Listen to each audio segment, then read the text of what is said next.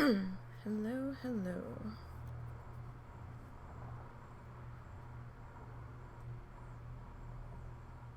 It's art stream day, and my voice sounds like shit. How are you guys doing? Oh my goodness, my allergies.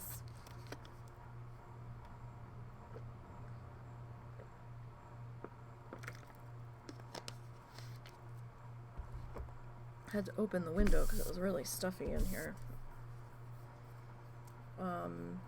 Don't know how long we're going today. There is predicted bad weather supposed to be coming in a little while. Let me see here. I have two different browsers running. See if I can find the weather on the second browser. Because I found that when I'm in Chrome, if I go to somebody's stream that might be international, I start getting errors like crazy, and I can't hear what they're saying and I can't see what they're saying. But if I'm in Firefox, it doesn't happen. Alright, so just so you all know, it's 2:14 in the afternoon for me. Okay? I'm in the central time zone. And it is currently... Sorry, I'm trying to do something I forgot to do. It is currently 62 degrees with a feels like of 61 degrees Fahrenheit. Okay, keep that in mind. Because we're about to have a cold front come through. It's already starting to rain a little bit. I don't think we're under any watches yet, though. Let me check. We might be. So there's some lightning in Oklahoma. So there are some thunderstorms out there. Let's see. That's about an hour. That's about maybe an hour and a half away. The thunderstorms don't matter quite so much when we're not doing a challenge character. So I'm in northwestern Arkansas. This same cold front is kind of draped across us in Kansas and Oklahoma. It's snowing and sleeting in Kansas. They're not that far from us. Maybe a day's drive, if that. Because Tulsa, Oklahoma is about 2 hours, so maybe about 6 to 8 hours from us. It's snowing. We will see what kind of temperatures we end up with. They're saying that we could have some wet snow as this system is exiting, and I'm like, I'm sorry, what?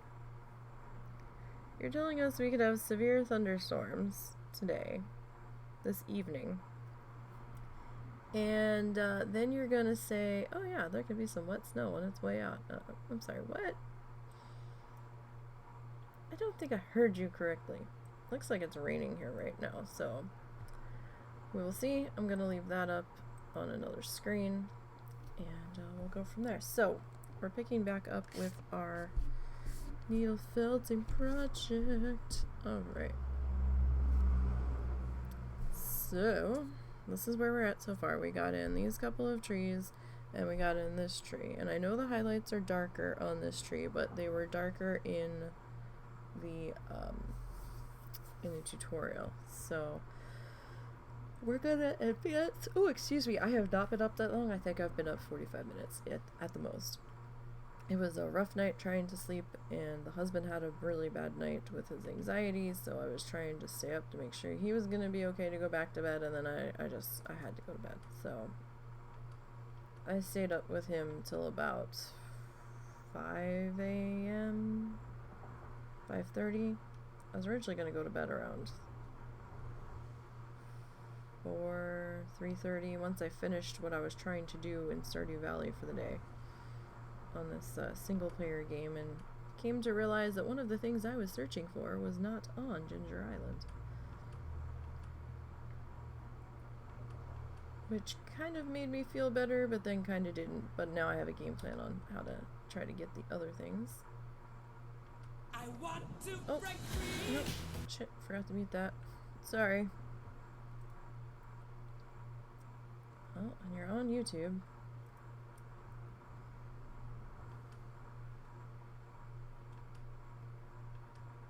Alright, so he did put in a second tree. I don't know if I really have room for that second tree. I've been debating back and forth about it. I think we might skip that tree just because we have to put this big splotchy bushy thingy in a different type of tree, I guess. And it's gonna be interesting. So I think we're gonna skip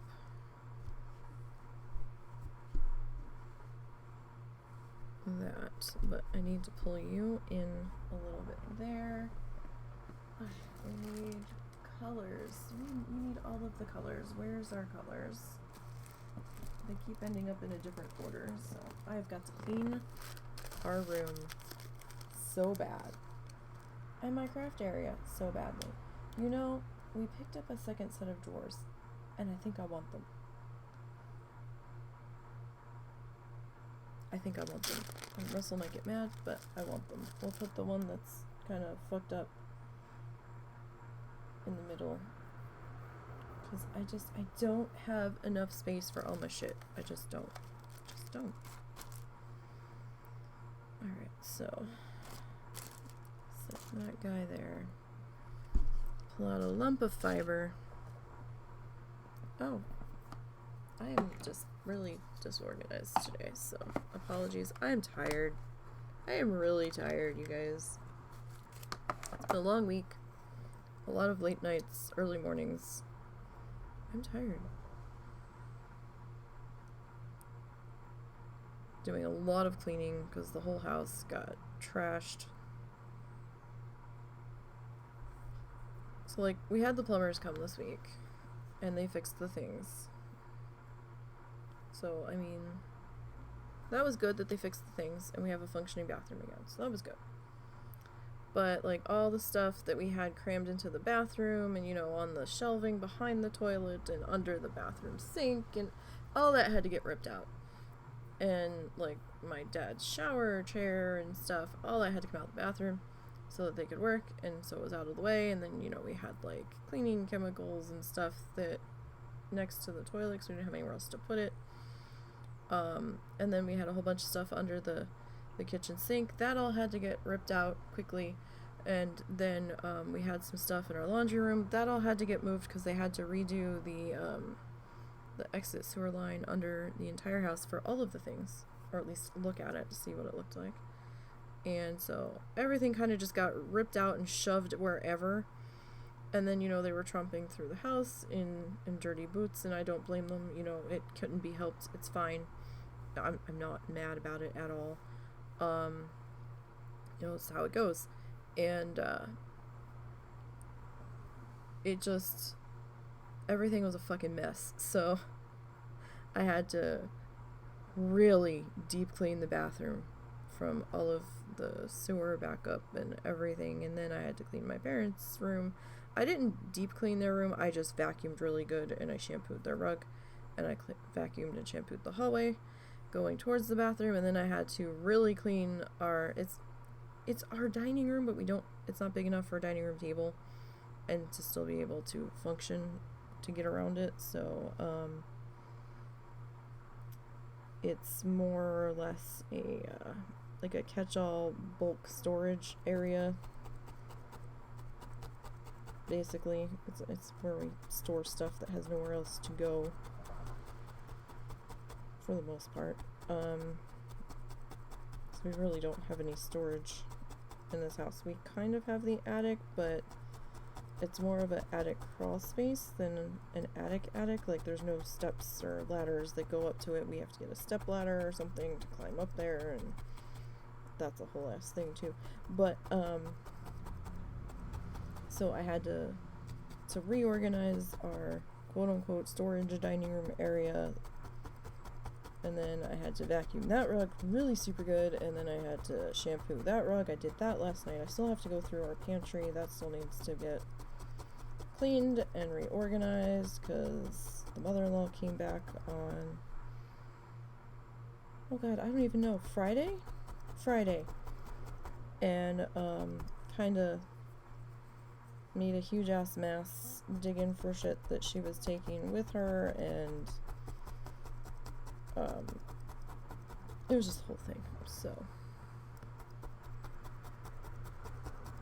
as soon as Russell was working a little bit on our laundry room, trying to reorganize that, but he's not done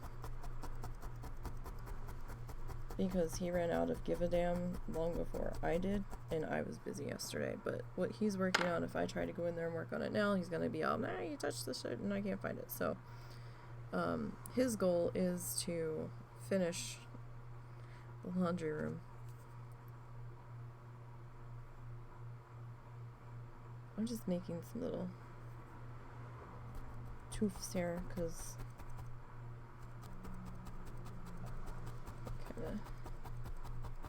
this thing's kind of all over the place. It's a lot taller than this too, so I'm just kind of laying in some stuff here.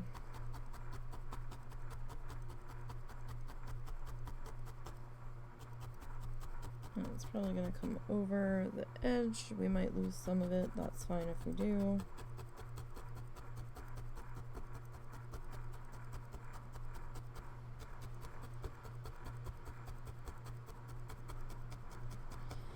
So after I get done straightening up the pantry, then I need to deep clean the kitchen.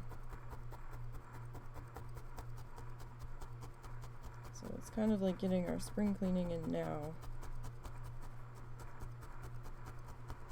Starting to run out of energy for that shit though. Like a lot of stuff is just stuff that, you know, it kind of got let go. And we were having other days where we just, there was only so much energy to go around, so.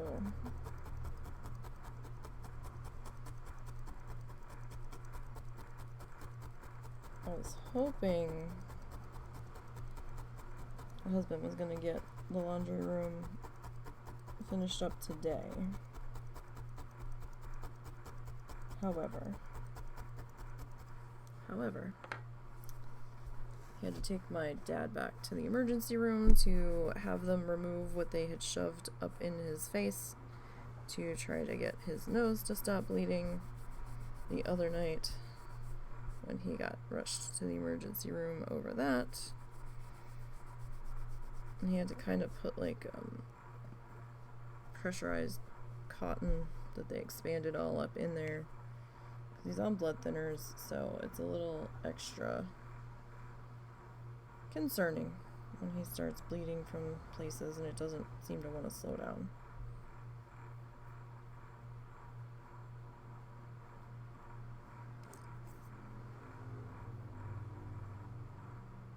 Okay.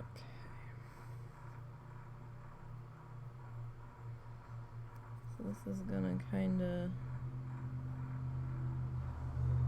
come up. How high does this come up anyway? Maybe. Well, I mean, we can take it up as high as we fucking want, because it's our thing, like Bob says. But however many trees or whatever you want in, excuse me.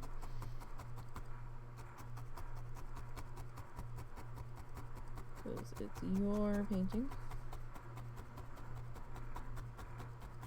It's your creation. And he is just helping you figure it out.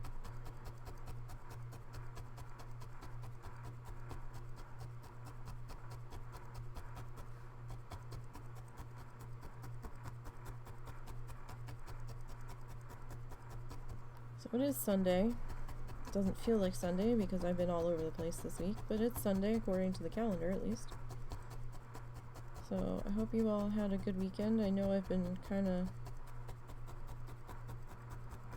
non-existent on social lately. I'm sorry.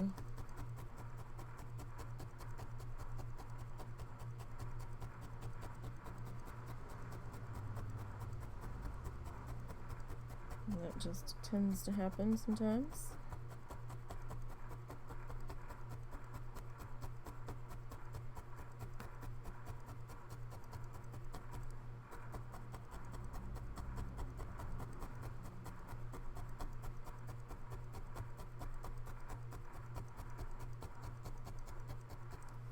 Okay, we need to get a bit more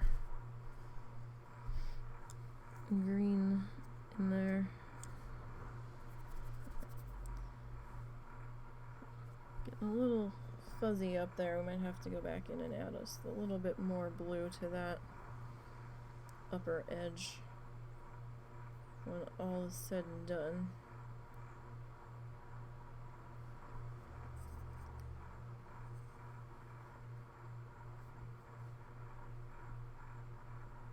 Alright. So we'll get this popped into here.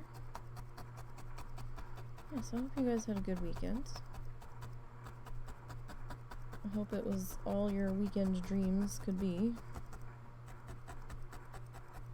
I mean, if all you wanted was a nice, quiet, don't fucking bother me weekend, I hope you got it.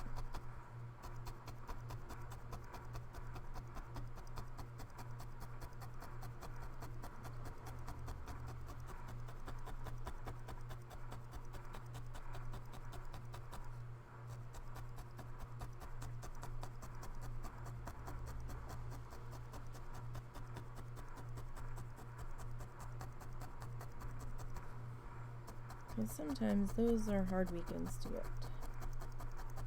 But if you had all of the plans to do all of the things, I hope you were able to do all of the things. And all of the plans.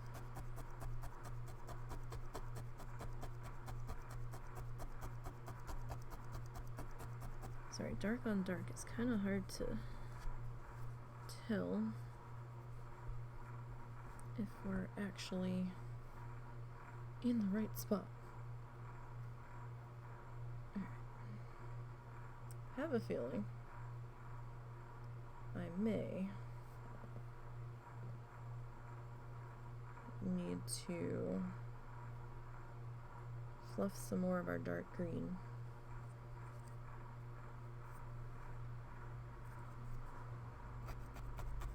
So this is kind of in front of our tree back here, so it's going to kind of sit on his edge a little bit. So some of him is going to be a little bit covered up.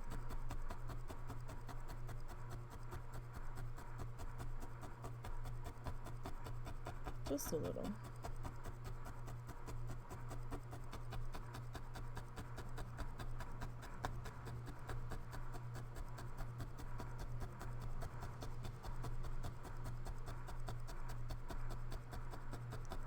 Alright.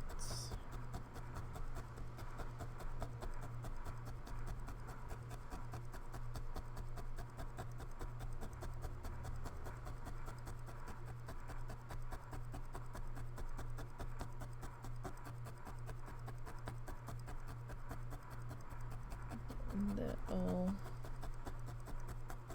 worked in and anchored in there. And you can kind of see the dark blob taking shape, covering up that whole section there.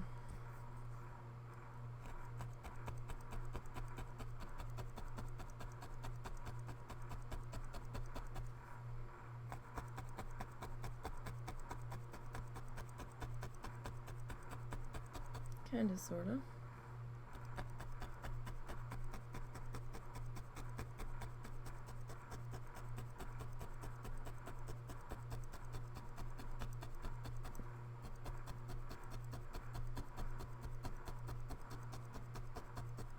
I feel so behind in all of the things. I've managed to get 2 Bloodthirsties ready for Wednesday. So we'll at least have 2 Bloodthirsties and a Pacifist. don't know if I'm going to be able to get anything done tonight at all. Because, depends on how the storms go. And how long they hang around. So we've got the DK ready. They're 48, so we're working on getting them to hit 49. I did end up running the Druid, or prepping the Druid, so Druid is level 44, and we're working on getting them to 45.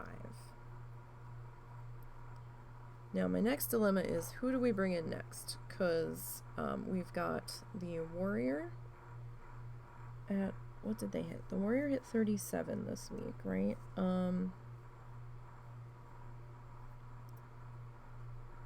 Warrior hit 37.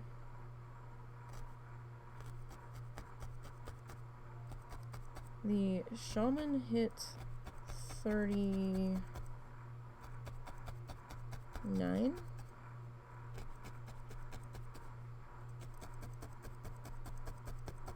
And the Demon Hunter is 40. So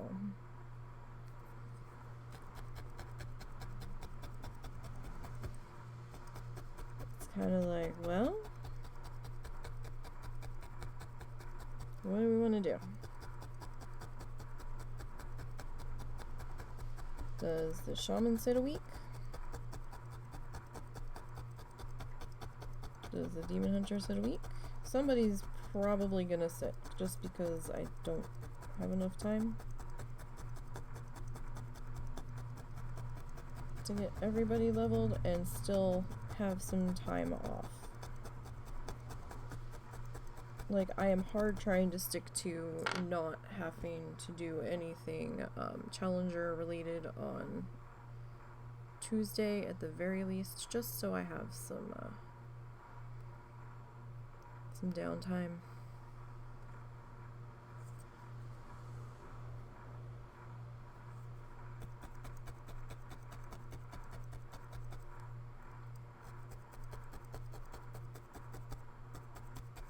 You all know how that goes, just for sanity's sake. It would be nice. But we'll see. We'll see.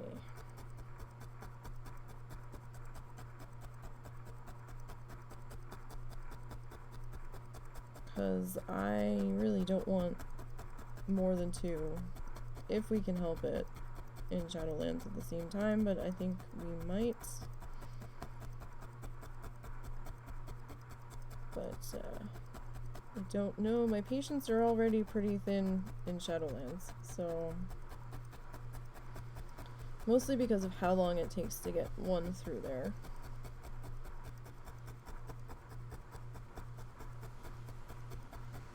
So we might do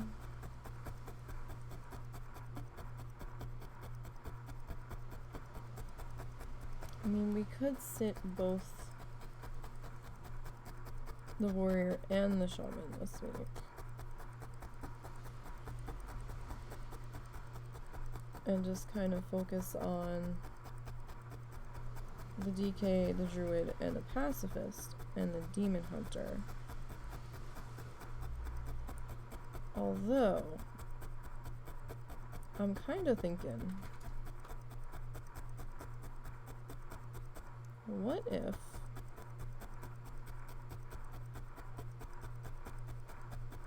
we only run the DK and the Druid and the Pacifist this week?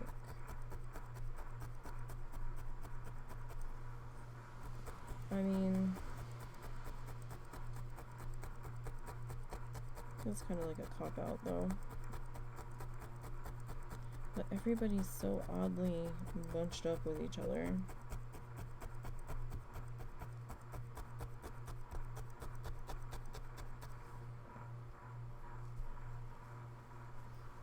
Uh-oh, there we go. That one was really filtered. to the pad there. Alright, I'm just gonna make sure that we're all nice and flat. Yeah, see, our top edge got really super wonky, so I think I kind of want to get some more of our denim color and kind of go back and just give that another once over.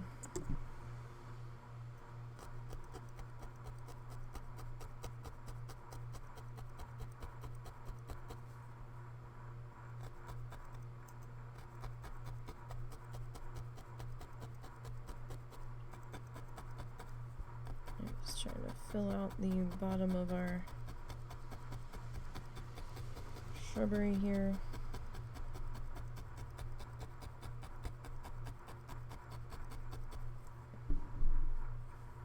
That definitely filled in a dark spot there. The lighting today is so bright.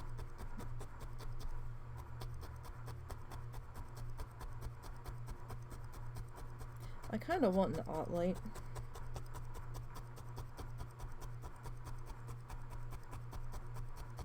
But they're kind of expensive, so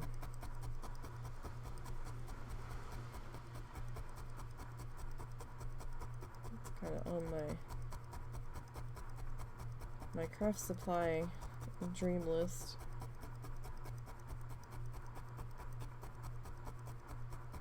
Because this was just very, very improvised. This is like one of Russell's not shop, but one of his work lights that we kind of threw a daylight bulb in.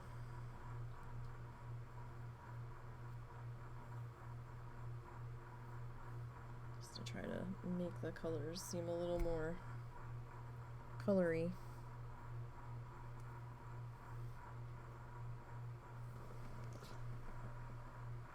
Oh boy, it is coming down. Our driveway on the one side where they had to dig, it's gonna be just an absolute river of mud.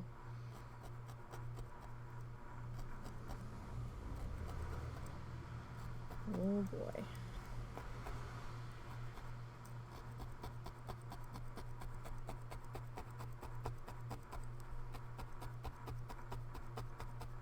Because we kind of, it's a little bit, the one side has a little bit of asphalt going into our carport, which has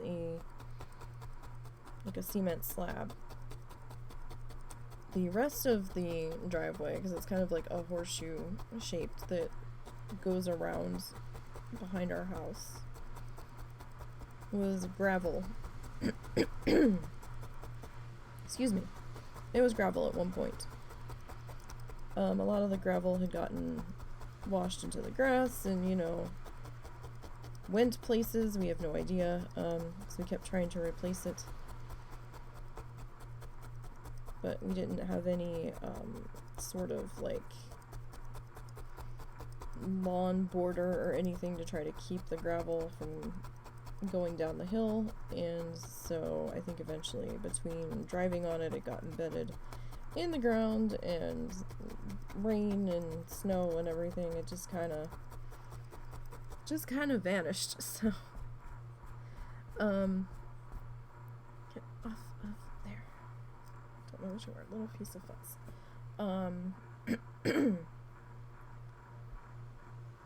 And then sometimes we've kind of made an improvised turnaround in case somebody is parked in the one side of the driveway and we can't get out that side by just following the U-turn. There's like a dirt track ground into the grass in one part of it. So it's kind of a mess back there. Especially now.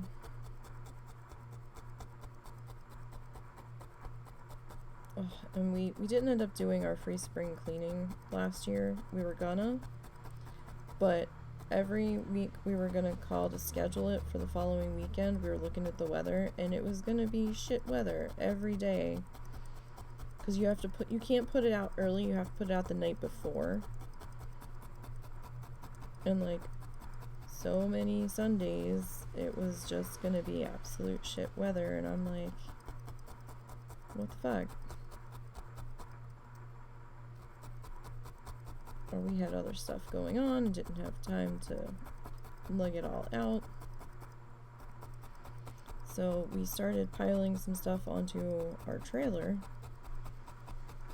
because Russell was like, well, fuck it, we'll just take it to the dump, it's fine.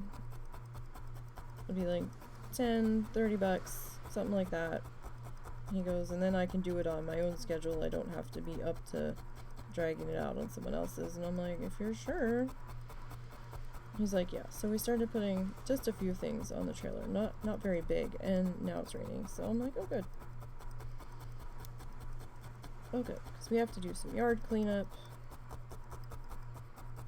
I try to make sense of stuff there, because, you know how yards can get away from you and stuff gets piled up to the side, and it's like, I'll deal with this later, and then you go inside and then you don't think about it for a while, or it's too hot, or the weather's shit, and so yeah, we've got some yard messes that we have to deal with. But I've got flowers. Well, I've got flower seeds and bulbs to plant soon. After we're sure we've had our last freeze.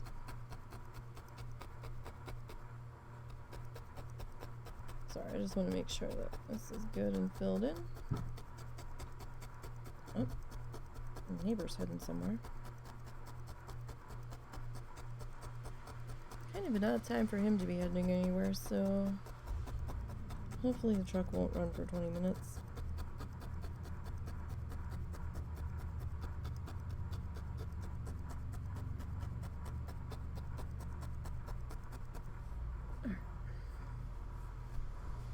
So that looks pretty bush-like, at least for me, in my vision. Oh, it's a husband. Popping in, not super busy. Hopefully it won't be too long. Have a good stream. Okay. Well, be careful, sweetie, because it's really raining. Be careful coming back. Love you.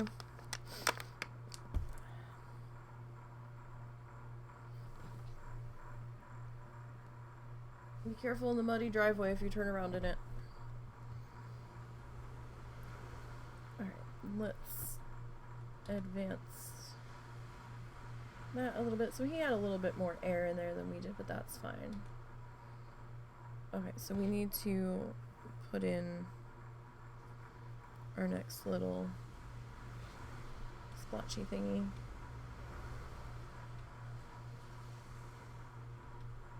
Alright, how far out do you bring this, sir? Alright, so, oof. Ooh, wow. That's some yellow. Oh, we're gonna get into the mustard color. The yellow ochre. I call it mustard color. Not like yellow mustard, but like the mustard color that you'd see on clothing. Okay, so he highlights all that. Oh, and then he sticks the cabin in. I don't think we'll be getting to the cabin today. Just trying to get an idea of...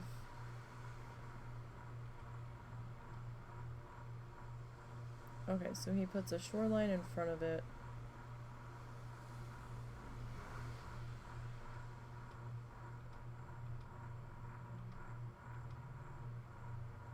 And he does all of the things to the cabin.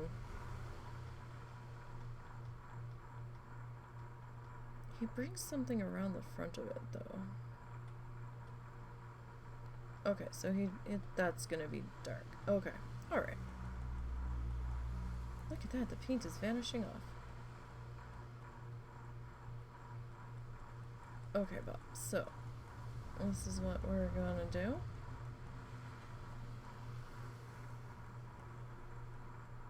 Okay, so let's take off all the highlights. Do we get a good look at it? Kind of, but his head's in the way. Okay, so We still need our, you know what, let's take this piece that didn't fluff out very well. Sometimes you'll get little sections that just don't want to brush well. And that's fine, because you know what, it suits our purpose for what we're about to do here. So let's see, we've got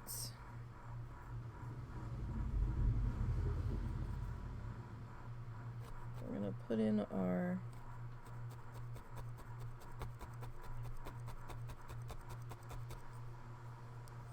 ground area here.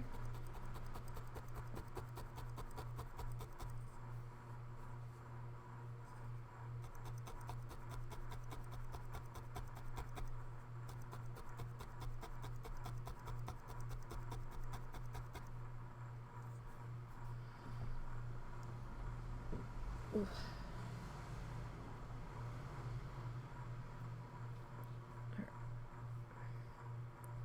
So how far out do we come? We actually come a decent way.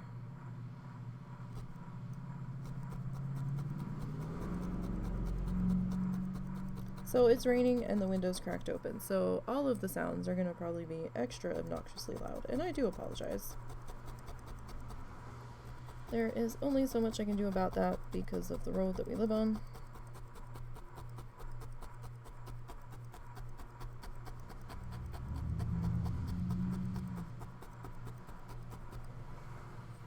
And all that jazz, so.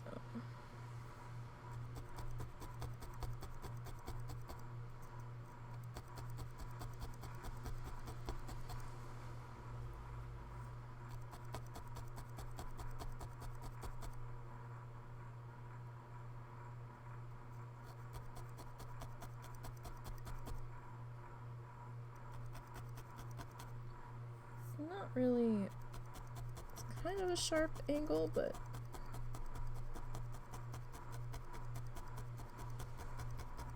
at the same time it's also not like super sharp.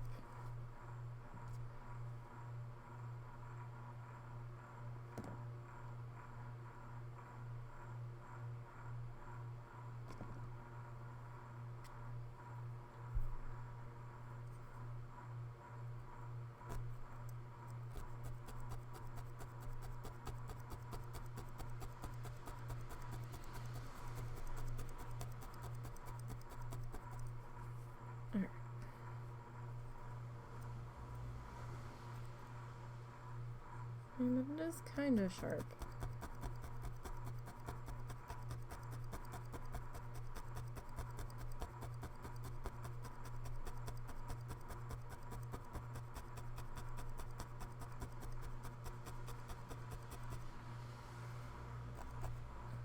Hold on, saw a loose spot. At least I think it was a loose spot. Nope, just my imagination. Okay. It looked loose.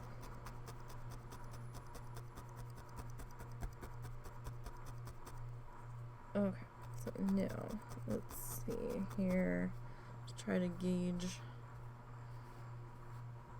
how far out do we want to come. It looks kind of comparable to like the back one there.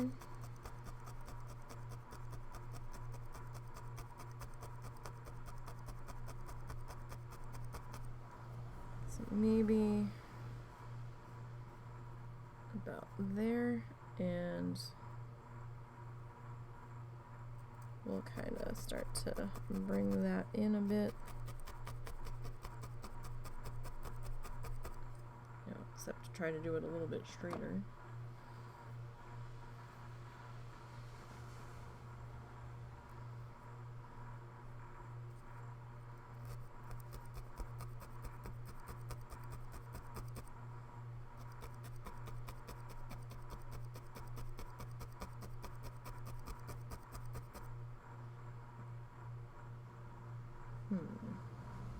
But then he kind of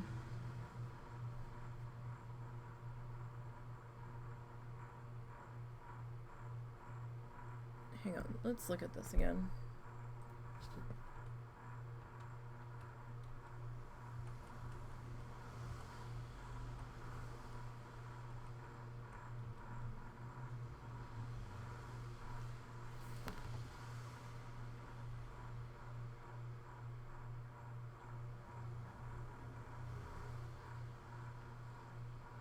So we put some reflection in there. Just through that part. So.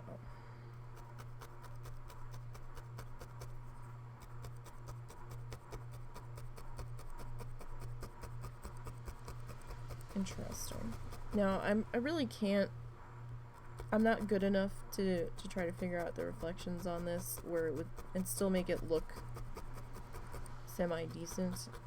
There's some things that you can pull off with paint that would just look weird with the fiber because it's not really going to blend in. It's just going to look like something else sitting on top of it, at least as far as me attempting to do it. I think that is something that would take quite a bit of trial and error for me.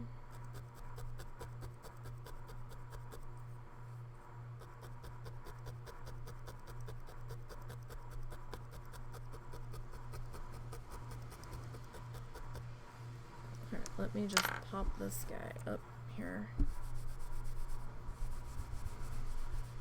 And I'm just gonna kind of smooth him out just a bit. He was starting to bunch up there. He was getting bunchy. Alright.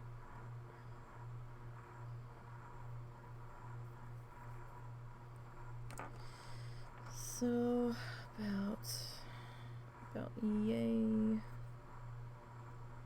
About yay so. About thereabouts.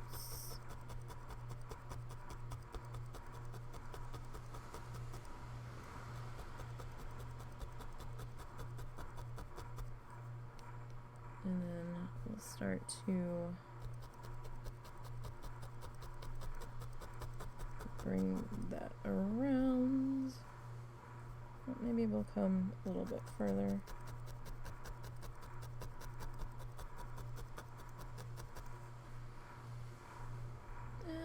That looks pretty good.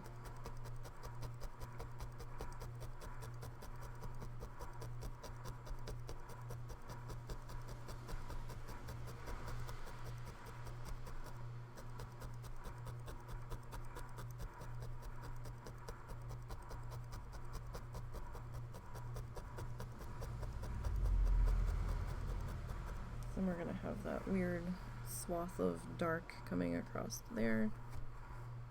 Okay. Now, let's start to fill this guy in a bit.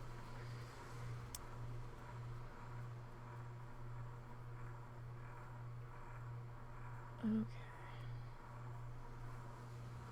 Oh my goodness. I left the charging cable in on my Kindle, and the charging port on my Kindle is kind of fucked.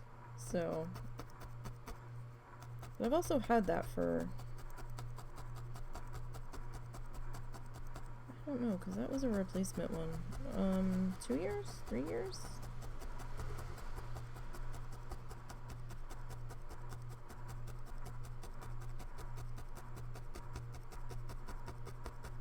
But it was also a very cheap one. As far as Kindles are concerned. And the vibrations of either me doing this across the floor or, yeah, it's either me or the traffic going by is making the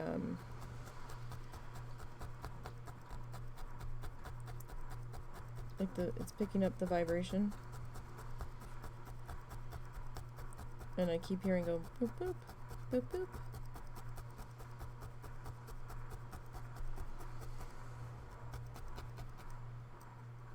Another thing on my list to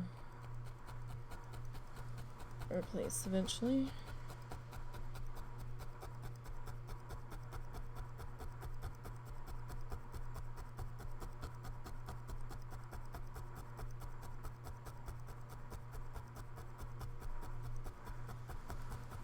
Well, we still have to help my parents replace their cell phones. because their cell phones were so old and they never updated them. They're on the 3G network that's being shut down or is shut down.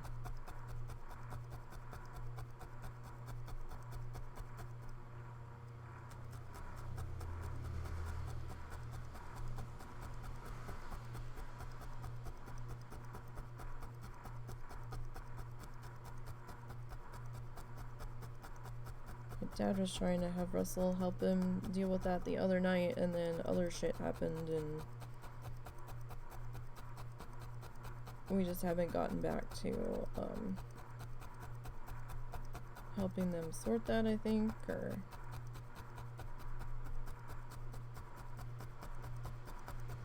something.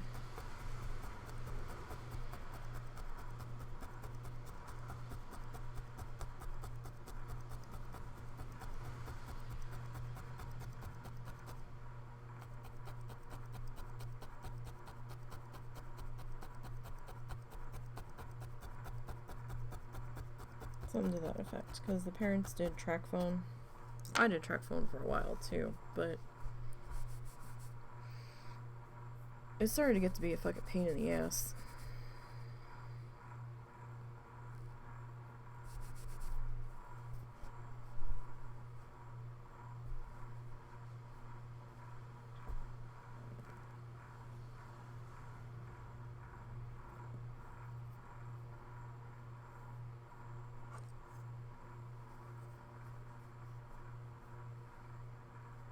At least for me it did.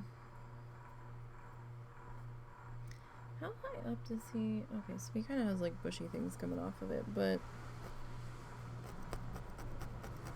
let's see about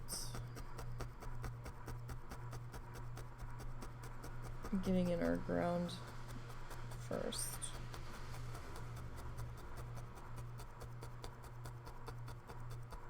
I think, and then we'll worry about the little bushy guys.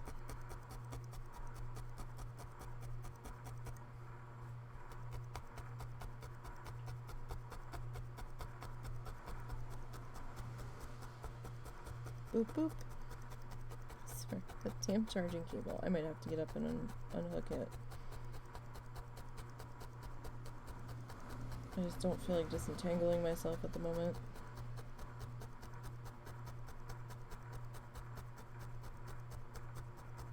My body's been angry between all of the cleaning this week and the rain now. This weather's been crazy. Like, it was in the high 70s, almost 80s this week. And now they're like, yeah, you could probably see some wet snow in the morning. And I'm like, sorry, what?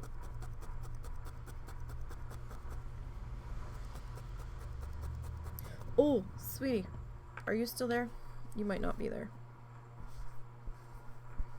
I don't know if you're still there. We need to put the cover back over the water thingy because I don't think that got done. I have to do that when you get home. Right, so let's... Oh! Hello, what is this? A tornado watch to the east of us. Interesting. So it's for central, eastern, and north central Arkansas, and like 1, 2, 3, 4, and 5 counties in western Arkansas. Not our county. Our county, the county above us, and possibly the county just below us are not in it. Everybody else, you're in it, which is kind of strange. Oh, it looks like there's some thunderstorms up near Fayetteville. Interesting. Oh, hello. Oh, thank you. Welcome, welcome. I hope you're having a good day. We are working on getting in our next section of land here.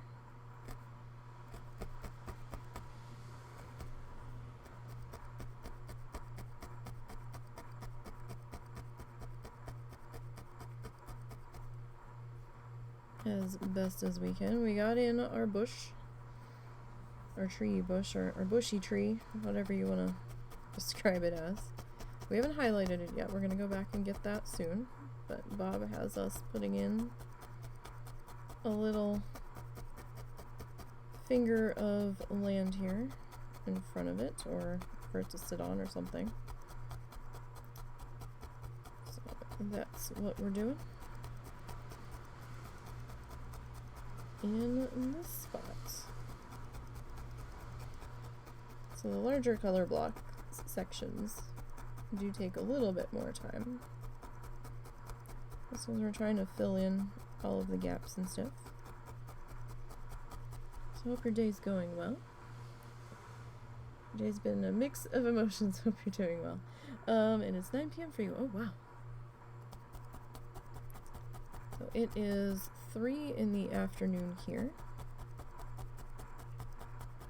And I definitely feel the mix of emotions. And those are some draining days sometimes. I'm just flattening. Oh, don't point that towards you. Don't do what I did. Don't be a Nisey. just don't do that. But yeah, no. So I've hosted you as well. It's very relaxing watching. Oh, thank you very much. I do appreciate that. Thank you. We're still working on getting all of the alerts and stuff done on the channel. We haven't gotten them all sorted out yet for the new stuff.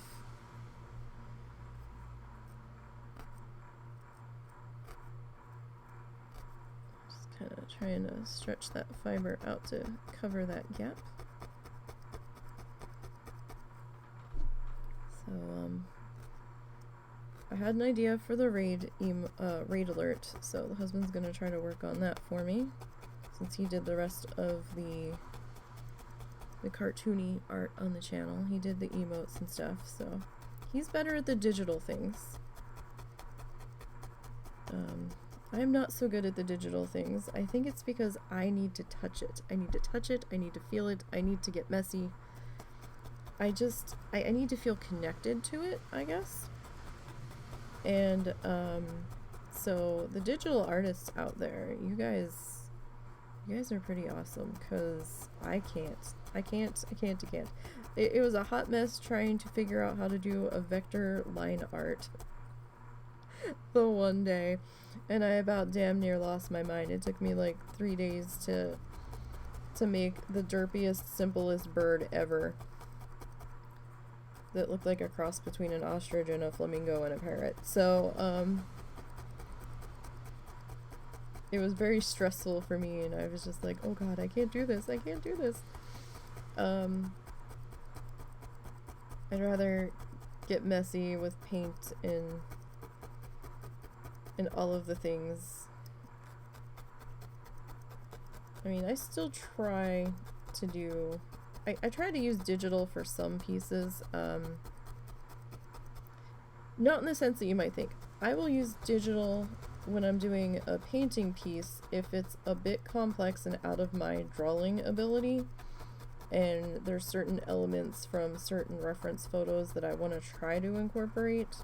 I will at times kind of make a line art template off of my reference photos, and then print that out, and then transfer it onto my canvas. It never ends up looking even remotely close to what my line art sketch was half the time on top of my photos, but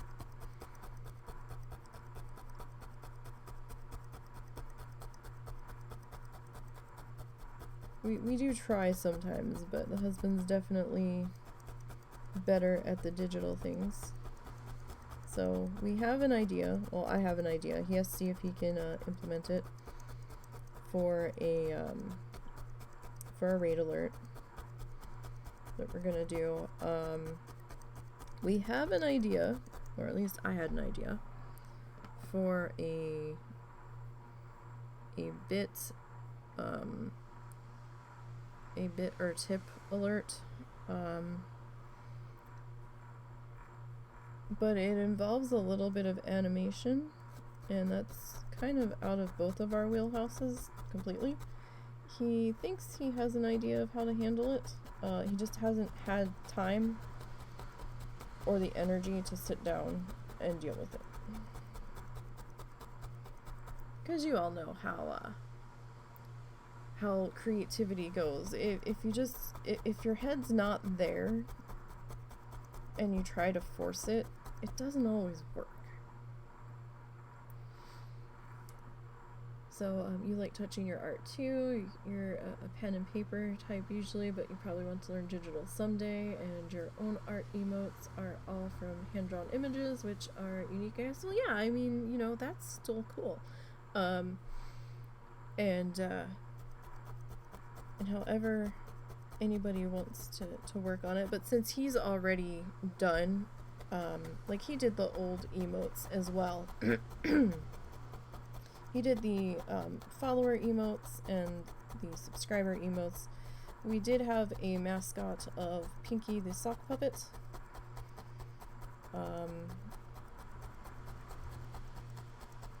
And we still have a couple of emotes of hers around. I think they're on the sub tiers.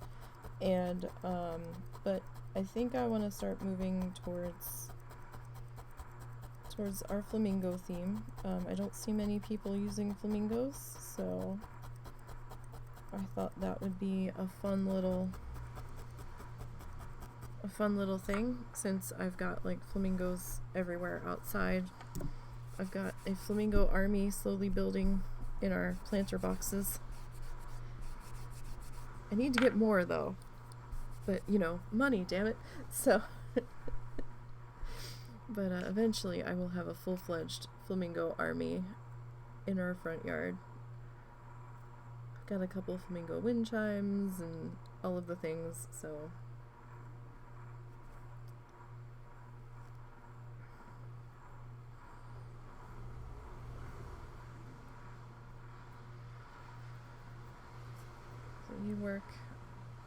you just work with what you know, and for now, until you learn more about digital and can edit photos a little bit. You haven't drawn from scratch on digital since you were in college, which you did do a very good portrait, but it took time. And yeah, the money limitations. Yeah, well, I mean, you know, sometimes you do have to go with what you know. And I've seen a lot of people talk about Skillshare being awesome for learning things. So I don't know, some YouTubers do like free trial period offers for Skillshare. I haven't been on there, so I can't really give an honest feel of how it is,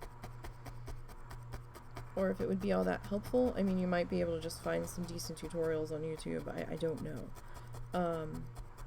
It might take some digging, but definitely not sponsored by Skillshare. I'm not. I've never even really checked them out. I've kind of wanted to a couple times, but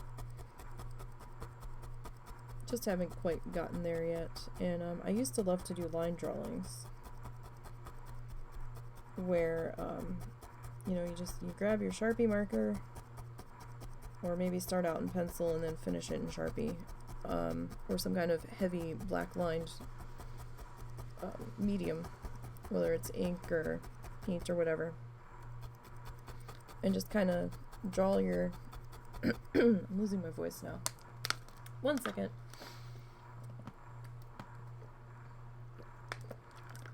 It's been a bad allergy day. I've got snotty voice, and that's gonna happen from time to time. Where you just like draw your free-formy shapes, and then you would fill them in with whatever inside of it, like different patterns and stuff. Kind of like Zentangle, but not Zentangle. Similar to Zentangle is probably about the closest thing I could describe it to.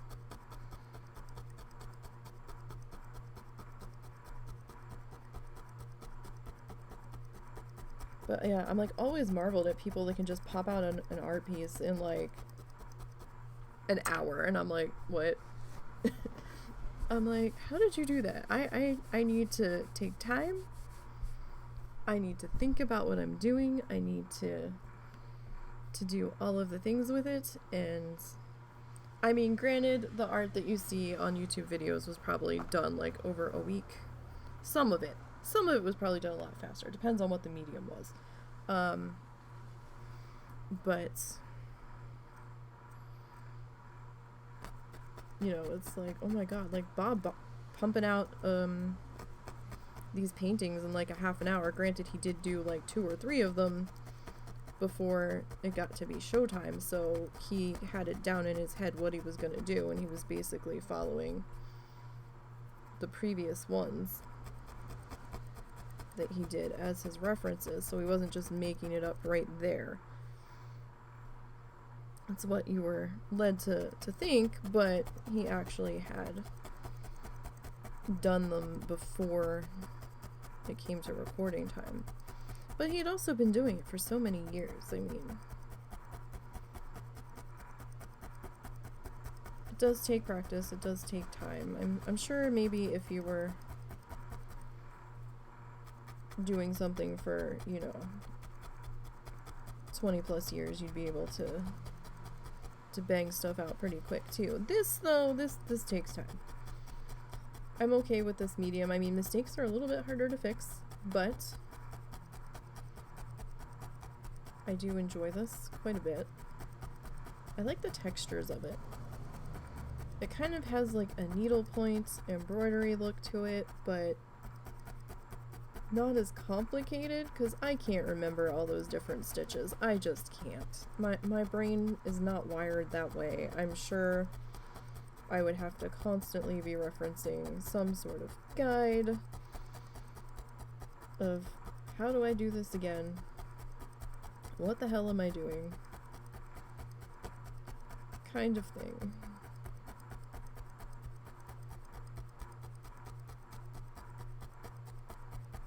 Just how the brain functions for me.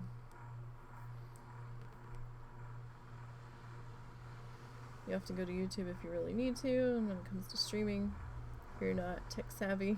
Yeah, I'm not technically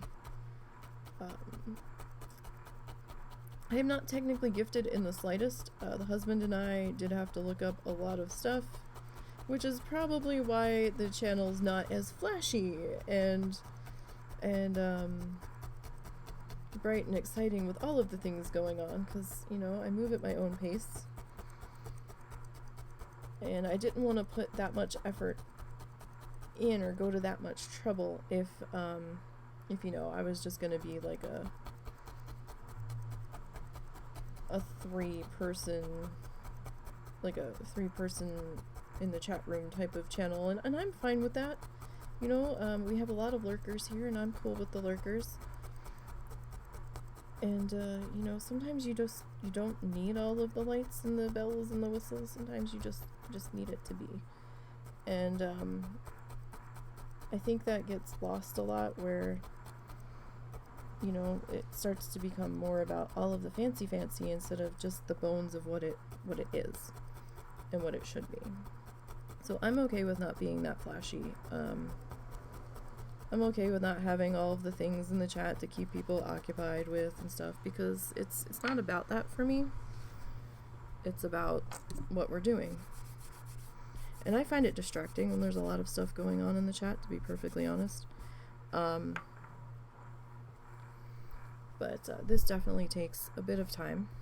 Even when I'm painting in acrylic, I'm always futzing around, or the dogs need something, or the husband needs something, so it's like I have to stop and get up and deal with all that and all of the things. So I like this because the fiber doesn't dry out on me, our painting medium.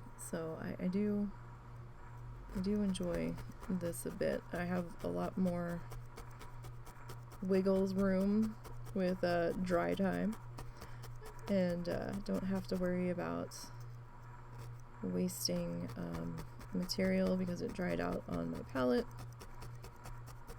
But I have some Arteza paint. That's probably the most expensive paint I have right now, and that was one set was a Christmas gift, and another set I had gotten on a steep sale, because normally their stuff's way out of my budget, but it's okay. But I actually prefer my cheap craft paints. Give me 1 second. I will be right back.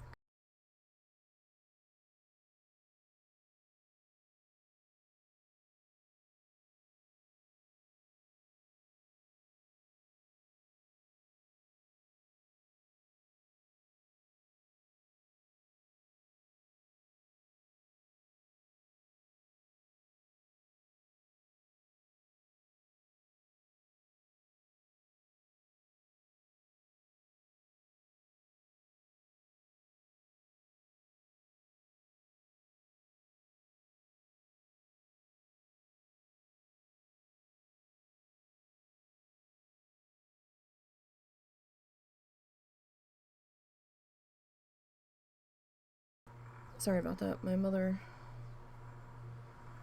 needed something, so.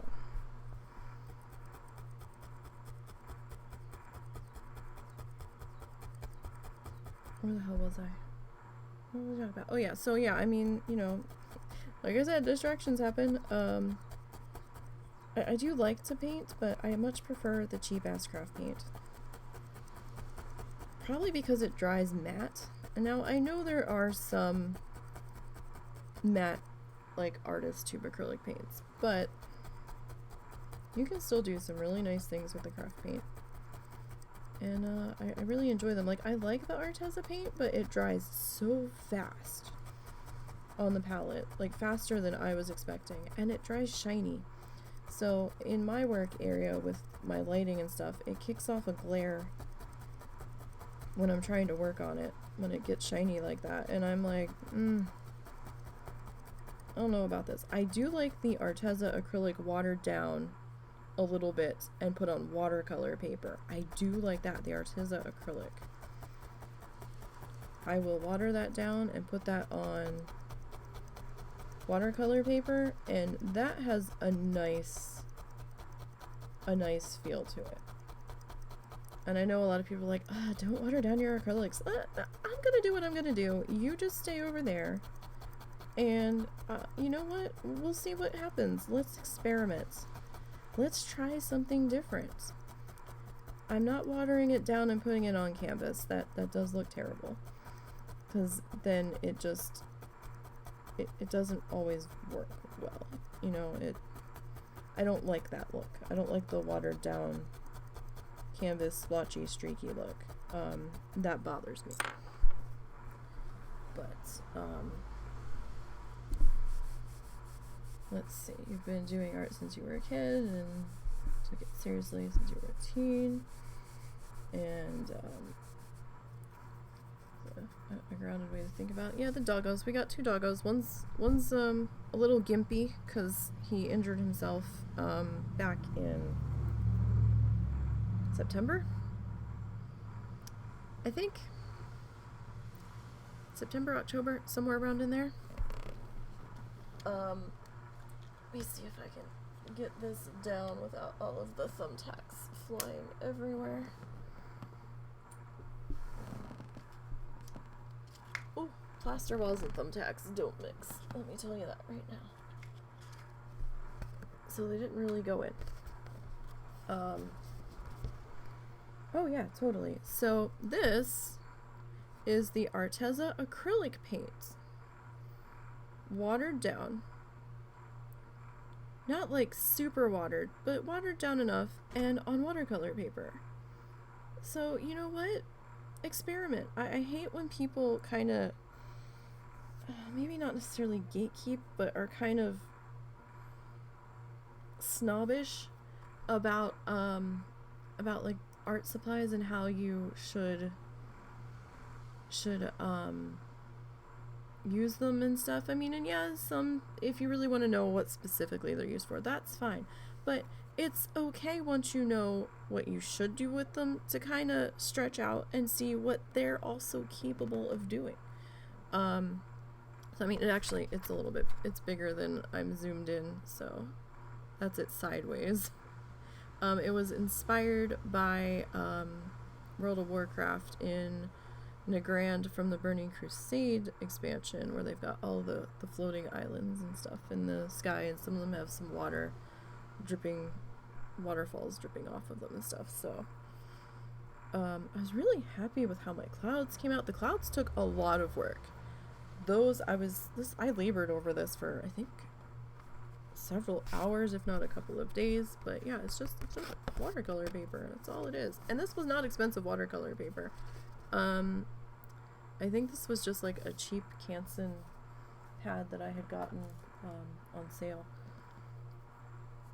Bugs me when people say this is the right way to do it, instead of this is a way that may provide a different quality, but since people do amazing things with lower quality or mixed materials. Yeah, exactly. So I've seen a lot of people out there that are kind of snobbish about, even acrylic paint. Oh, it has to be artist grade. It has to be this, or you have to have this to do that. And I'm like, what? I'm like, have you seen some of the stuff? I mean, it's okay if that's what you enjoy using. If that's the medium that you enjoy, like the thicker acrylic paints that are more opaque, that are more, artist quality grade stuff. If that's the medium that you enjoy using, that's fine. That's fine. That's cool. And if you would like to showcase what you do with that, that's cool too. But don't make it sound like this is the only way to do it. This is the end all way. If you don't do it this way, you're doing it wrong and you're bad. I mean, don't come in with a holier than thou attitude about creating in whatever medium you want to use. I mean, money's tight for a lot of people. Art supplies can be extremely expensive, especially when you start getting into the higher grade materials. Now, yes, I do understand that some of your higher grade paints and things, the more expensive ones, they'll be more pigmented and they might be more archival. But if, that's cool, but there's also sealants and things that can help preserve it. And if it's not going to be front and center in the bright sun for like 50 years from now, it doesn't matter. Does it really matter when you're learning and you just want to have some fun and you just want to see what something can do? And, just buy the thing, do the thing, as long as you're not hurting anybody or yourself, and have fun with it. Like, I just get so mad when people are just all up in there and be like, no, it has to be done this way. Like, I see so many YouTube art videos where the titles are like, never do this is the top whatever mistakes, and I'm just like, yeah, okay. I was like, have you seen some of the things that people can do doing the things that you're saying don't do? So it's like, come on now. I mean, I've touched, I used to work in an art supply store, craft store. I used to work for AC Moore on the East Coast before they shut down. So American art supply chain. I think they just went out of business last year. Something like that. I merchandised in the kids crafts department for 3 years. I did a 6-month stint as a merchandiser for the floral department for the fake flowers in a different location than from what I merchandised the kids craft section in. And then I did 3 years as a front-end supervisor, head of customer service, and cash office for 3 years in the location I originally merchandised in for the kids craft section. And I would be asking, oh, well, what's this do, what's this for? to the other people that had worked there much longer than me, and just, you know, seeing all of the things and just learning what people do with stuff, and, you know, just, I would love the yarn department. I would love it. I'd love to touch all the yarns because some of them just had such different textures to them. And, you know, I've done some cross stitch. I've done latch hook rugs. I've messed with different paints.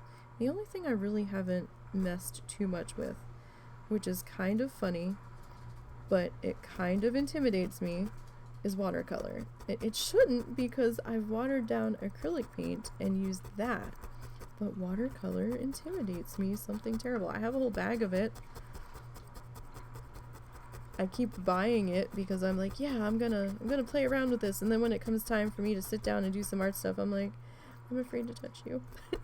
But it's silly. It really is silly. But I guess because I've watched so many art videos of watercolor people that I think I'm just intimidated, because I'm like, oh, I don't know what to paint now, because I usually paint with with acrylic, and acrylic's kind of a different animal than watercolor, and with your processes and, you know, what ways that you paint with and stuff. So I've just been a little intimidated with it, but I'll figure out what I'm going to do with it eventually. But you know, I've experimented with things. I've done a little bit of clay stuff, not a whole lot, but I've dabbled in like the Sculpey now, and I had an airbrush set up a while back, years ago, that I messed with. You know, I've done some like t-shirt art with like the puffy paint and things. I've painted unfinished wood, and I've done all of the things. I've stenciled, I've done lots of things and seen people do lots of things, and I just feel like, you know what, do whatever the fuck you want. So you used watercolor a lot, and the paint and the pen version, and you use watercolor pens more boldly and less water. Yeah, I've seen Arteza come out with some watercolor, what the hell are they? Real brush pens.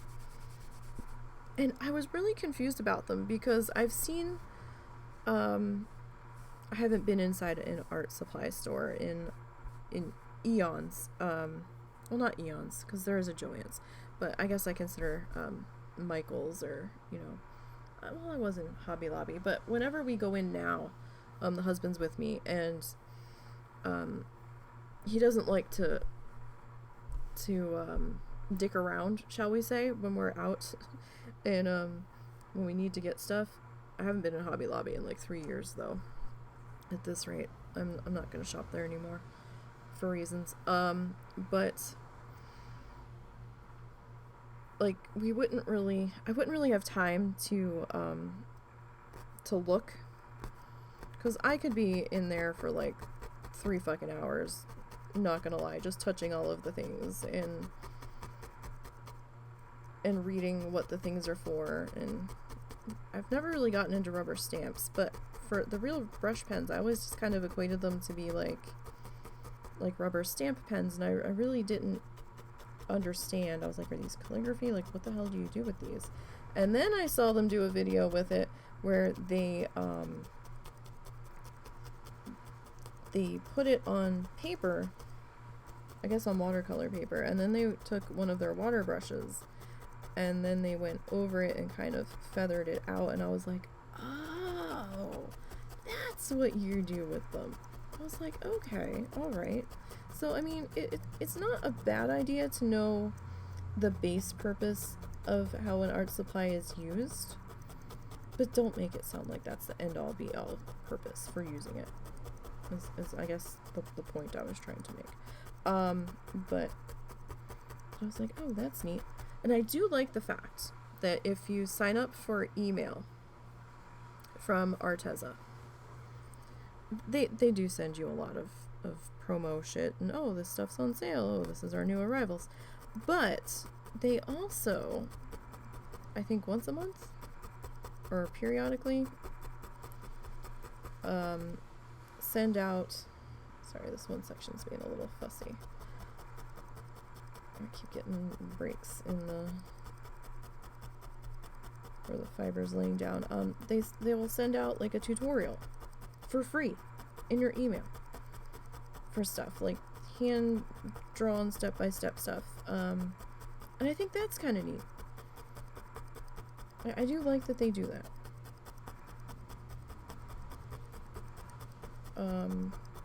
One of the things that I've seen people do is the 3D resin painting. And that looks so cool. But resin intimidates me, and the smell would probably not be good for me. I'd have to get like the full fucking face respirator and shit and be outside, because I'm extremely sensitive, where smells will trigger migraines for me, which is a real pain in the ass. If I'm gonna be perfectly honest. It makes life fucking miserable at times, because just going out is a pain because of everybody else's smells.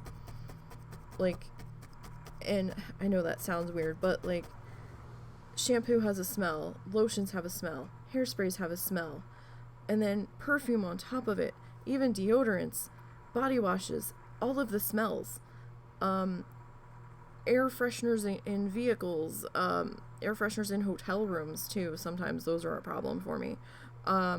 Just like all of the things, and even just going window shopping and smells from stores. I used to love Bath and Body Works so much, with all of the smelly lotions and the candles and the bath scrubs and everything. I loved it. And then I turned 16 and could not figure out for the life of me why I had a 3-day migraine headache that was just making me so sick. Could hardly eat, sounds were bad, just, you know, the whole 9 yards, nauseous, everything. Could not figure it out. It started to lift, and I'd put some lotion on my hands, and it slammed back into me, and that was the moment I realized I was scent sensitive, or I was suddenly scent sensitive out of nowhere. The lotion was giving me the migraine, and I was like, are you fucking kidding me? Because I would wear perfume, I would wear Vanilla Fields, I would wear other stuff, and I loved it, and then suddenly a switch flipped and I couldn't wear it anymore.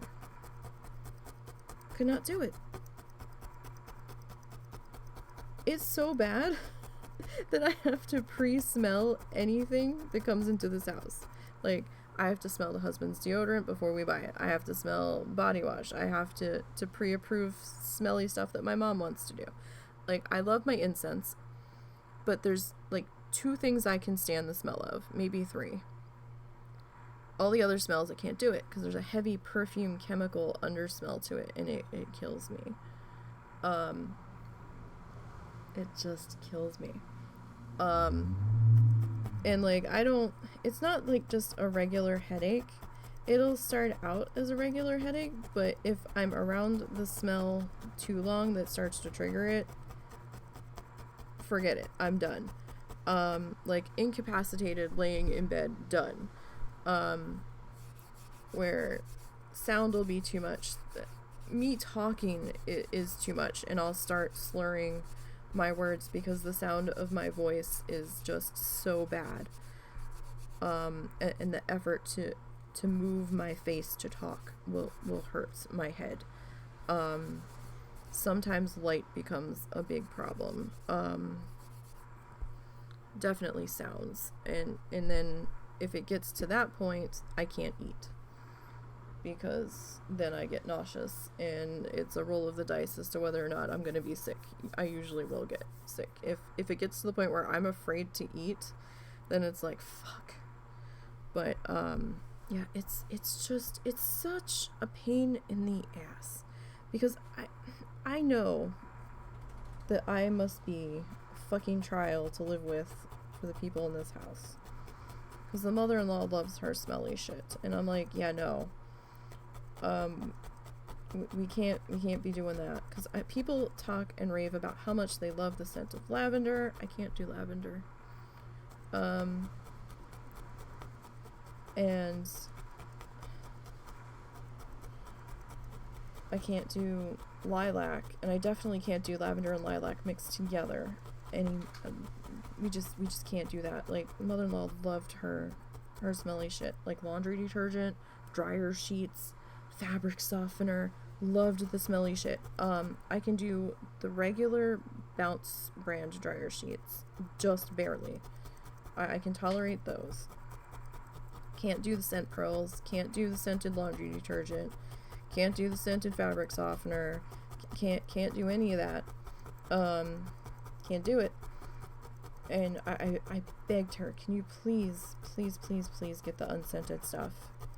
Or can you at least let me smell it to see if it's gonna be a problem before you buy it? Please. Begged her up and down 3 ways to Sunday, and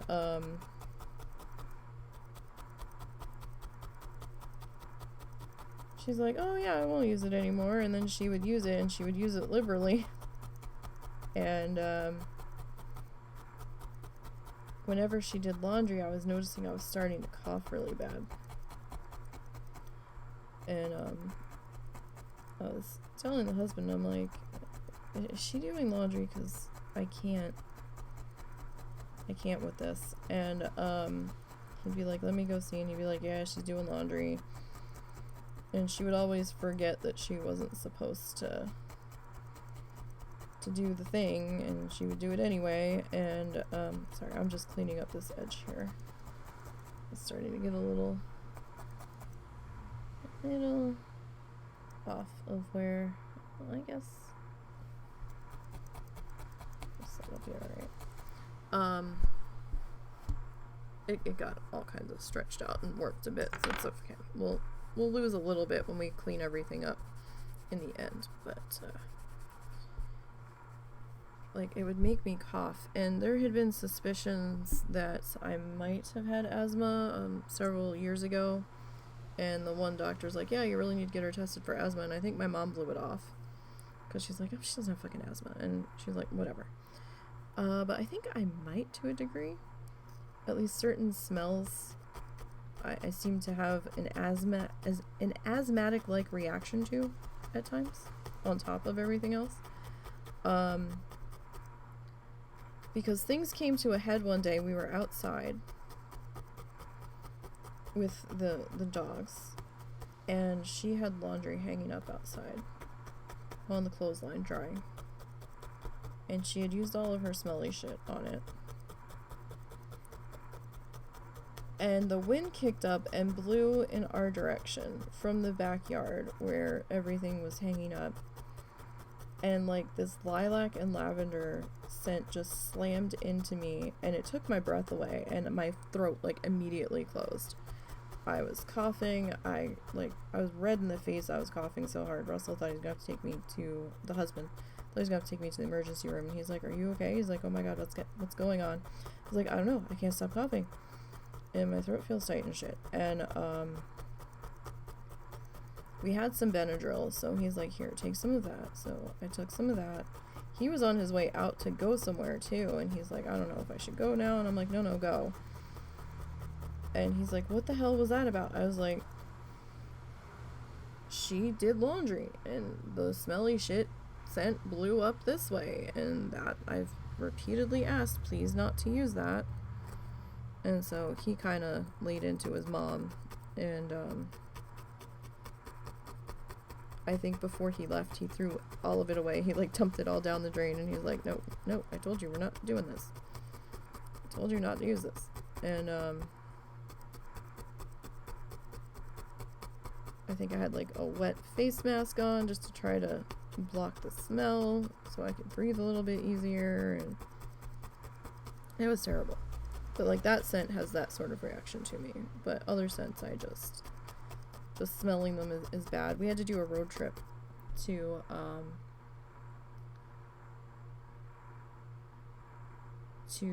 help my dad. Long story short, those that have been around for a long time know the full story. There was drama with the parents at one point. They were living separately. Blah, blah, blah, blah, blah. House foreclosure. Blah, blah, blah, blah, blah. They were living separately. Blah, blah. My dad has a lot of medical shit wrong with him. Didn't want him living alone. And we were in a different state. Russell and I had moved out of where I'm from. And we moved down to Arkansas where his mom was, because he was worried about her being alone. Because he was the only child and, you know, no dad in the picture, no husband or anything. So he really didn't want her being alone because she gets a little weird when she is. So he kind of talked me into moving down here after a while. Plus there was some other shit going on where we were living up in New Jersey with my parents at the time. So we were less like, there's too much drama going on up there. So we decided to go ahead and move down here into Arkansas, and we ended up having to go back up to the East Coast from where I'm originally from New Jersey, and move my dad down here. And we had to stay, we usually stay at Holiday Inn because or Holiday Inn Express. They're a little bit more money, but they're usually pretty clean, and I don't have to worry about any weird smells in the room from whatever room deodorizers they use or whatever. I don't usually have a problem with them, and you know, their free breakfast in the morning was okay. So, well, I guess it's not really free. I guess you're paying for it in your room price, but the included breakfast, I guess, breakfast bar wasn't bad. You can usually find something. And we had to stay at a Hampton Inn because that was all we could find, because the area that we were in seemed to be really, really busy hotel-wise, or there just wasn't that many hotels. And they had some kind of weird-ass room scent or something that they used to the point where I was out waiting in the car while the husband was trying to get a hotel room, and he came out to the car and he's like, "Here, come with me." And I was like, "What?" He goes, "Come with me." He's like, "I need you to smell the room." And I was like, "What?" I was like, "This is weird. Why do I need to smell the room?" He goes, "They use some kind of scent room deodorizer or something, and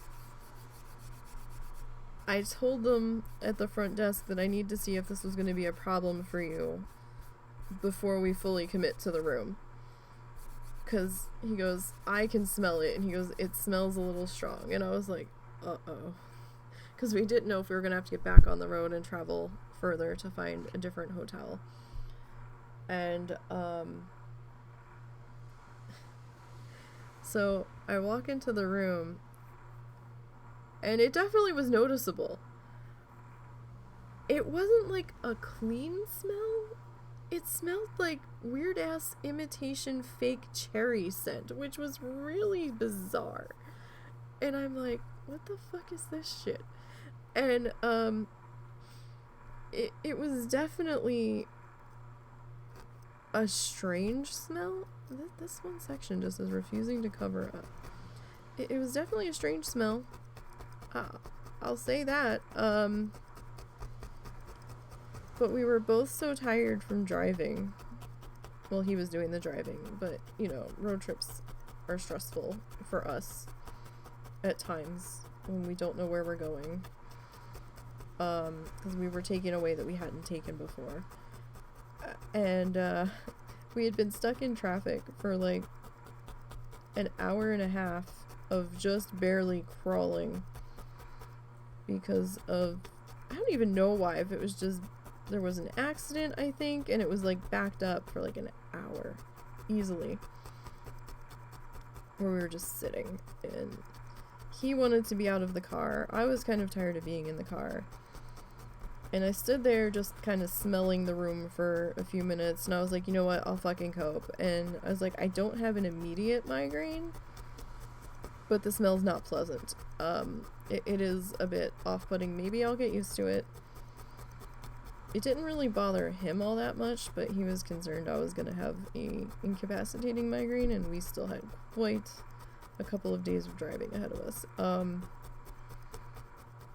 'Cause it's like Google Maps directions say it's a 24-hour drive to get from here to New Jersey.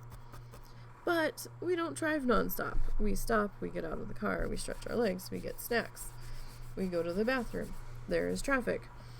Like, we need time out of the car. We just can't drive that straight. That's crazy. And then, you know, you get tired, you start making mistakes, you're not paying attention to the road, so I was like, no, that's fine. So it like took us like 2 or 3 days to drive up back to Jersey. Plus with his anxiety, and he prefers to drive. I don't want to drive. I'm terrified of driving. I'm not a driver. I mean, I have my license if I absolutely have to in a pinch, but I am terrified to drive. So he does all the driving. He prefers to drive anyway, so. But with his anxiety and stuff, we have to stop more often and things. And he really, really, really, really, really wanted to be done with the car, so I'm like, fine, it'll be okay. I'll cope. But since then, we've learned to travel with my migraine kit, which we probably should have been traveling with anyhow, but it's hard to travel with my migraine kit because it involves, you know, like ice packs and stuff, and then we realized, oh, we can buy ice bags that you can just fill up with ice, and the hotel rooms like always have ice of some description, or there's a fast food restaurant we can get a couple of cups of ice if we have to, or a gas station or somewhere, and we can just get like a cheap ass cooler to bring with us to put ice in. So that's what we started doing, just to make sure that I wasn't like completely incapacitated for days on end. Because when I have a migraine, even being in the car is bad. Like the vibration from the road, the bumps, just the state of being in the car is not fun. But yeah, no, husband's anxiety was pretty bad. Well, it is pretty bad. They tried to medicate him for it. And the first thing they gave him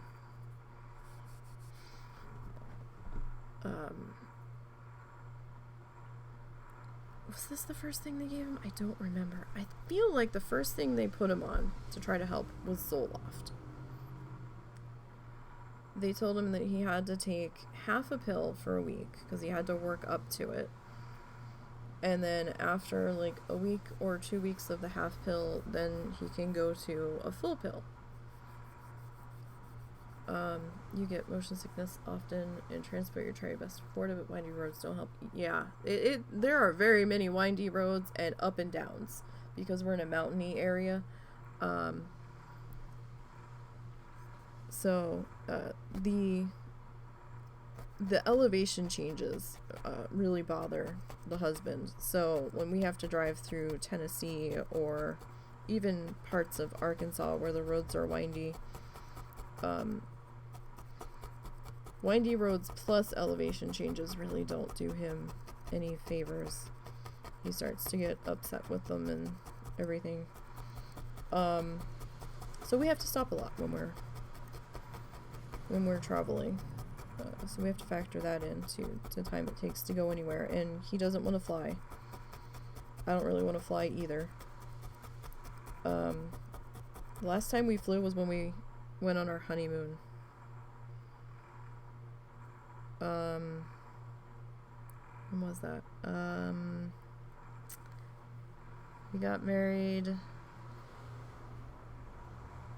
in 2007. We haven't flown since 2007, so. And we're okay with that. We would rather drive.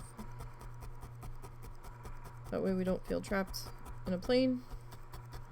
We can get up, we can move around, we can go to the bathroom, we can get food. Yeah, it takes us longer to get there, but we're okay with that. We're definitely okay with that. I was always an anxious flyer to begin with, and I would end up giving myself a fucking migraine by the time we got to wherever we were going. Because, it's stressful to air travel. At least, it was stressful then, it's even more stressful now. You know, trying to make sure you're someplace on time or early, and, you know, there's so many unknown factors, security lines and delays and needing to make connection flights and the whole shadoodle. So neither one of us are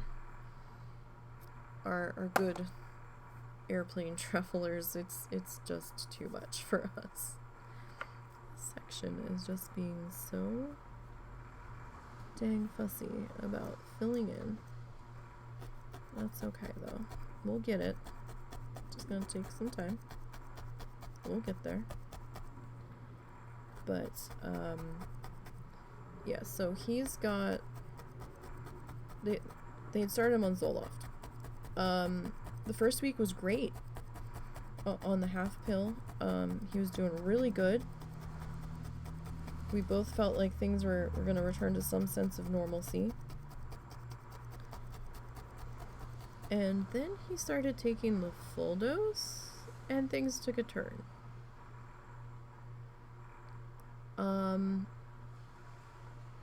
I woke him up one night because we were both working overnight. Doing grocery store shelf stocking for Walmart. Woke him up. I was like, hey, we have to get ready for work. And he was behaving oddly. And I'm like, what's your deal? He was talking so fast, I couldn't understand what he was saying. It was like he was on speed or something, and I'm like, what is your deal? I was like, stop. I was like, slow down. One word at a time. I can't understand you. And we started looking at the side effects from the medication, and he was trying to look up some stuff to try to figure out what the fuck was happening. He probably should have gone to the emergency room. I think the only one we could get a hold of at that time of night was the pharmacy. And the pharmacy was like, don't take any more. And call your doctor. And, but you know, they can't tell you to go to the emergency room or to not go to the emergency room. And it seemed like if you call the emergency room here, they're like, well, if you think you need to come in, then come in, but we can't tell you what to do. Because they're gonna suggest that you come in and get checked out anyway. But, like, we can't tell you not to come. So, we were like, what the fuck is going on? It took him, like, a full 24 hours to be understandable. And he was, like, just so fucked up, and he was exhausted, and he was like, I don't know what the fuck's going on. I said, well, we're not taking that, and you need to call the doctor's office on Monday, because it happened over the weekend, of course.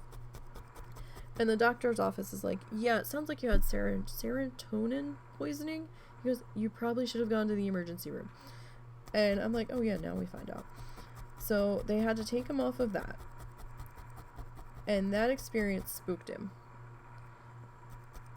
Where he's like, yeah, no, I don't want to take any other medication for this. He goes, I don't want to go through that again. That was awful. Because, you know, any kind of medication you're taking that's gonna fuck with your brain chemical balance is a little scary.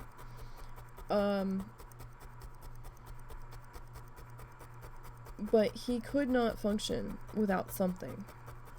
So it was a year-long battle between the two of us where he couldn't work anymore because it was so bad. And I was like, you've got to try something. You have to. You're pacing. You're like getting angry. You're all over the place, and like I can't do this. I was like, you have to do something, because I was the only one working for a while, and I had hurt my back. My back's not good to begin with.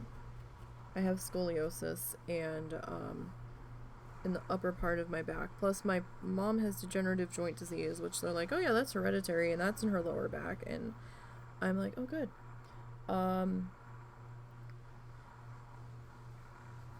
And the department I had moved to was the same department he was in. We were actually working together, and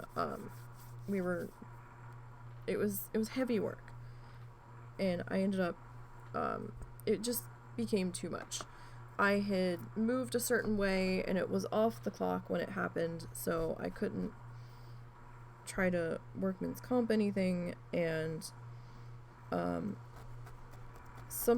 a disc or something had slipped or whatever, and I was just in all kinds of pain, could hardly move.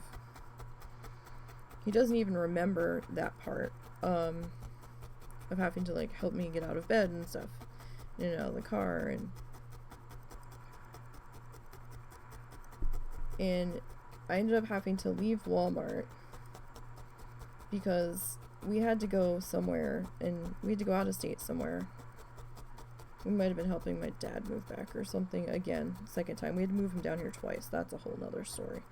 And when we got back, I couldn't sleep during the day like I needed to. My back was fucked up. So I left there and tried to go somewhere else, and all I wanted to do was just stock the shelves. And I get there, and they're like, oh yeah, so no, we really need you to do this for like 6 months until the person that we were training to do this is old enough to take the position. So they had been training somebody at this other store to be an assistant manager, basically, or one of the assistant managers. That it was a key position, so like you had keys, you had to open or close the store, set alarms and all that shit. I wasn't about that. I didn't want that. I didn't want that level of responsibility. I just wanted to come in and do my shit and go home. That's all I wanted. They had tried to get me to take a assistant manager position at one point with the craft store, and I'm like, yeah, no, that's a lot of travel. They can just up and move you, and I don't want to do that. That's a lot for me, and I know my limitations. And so here I was again in a position where they're like trying to make me a key holder, and they're like, it's just for 6 months, and in the back of my brain it's like, yeah, and in 6 months something's gonna happen, and that person's gonna leave, and then I'm gonna be stuck doing this shit that I don't want to fucking do. I started to do the training.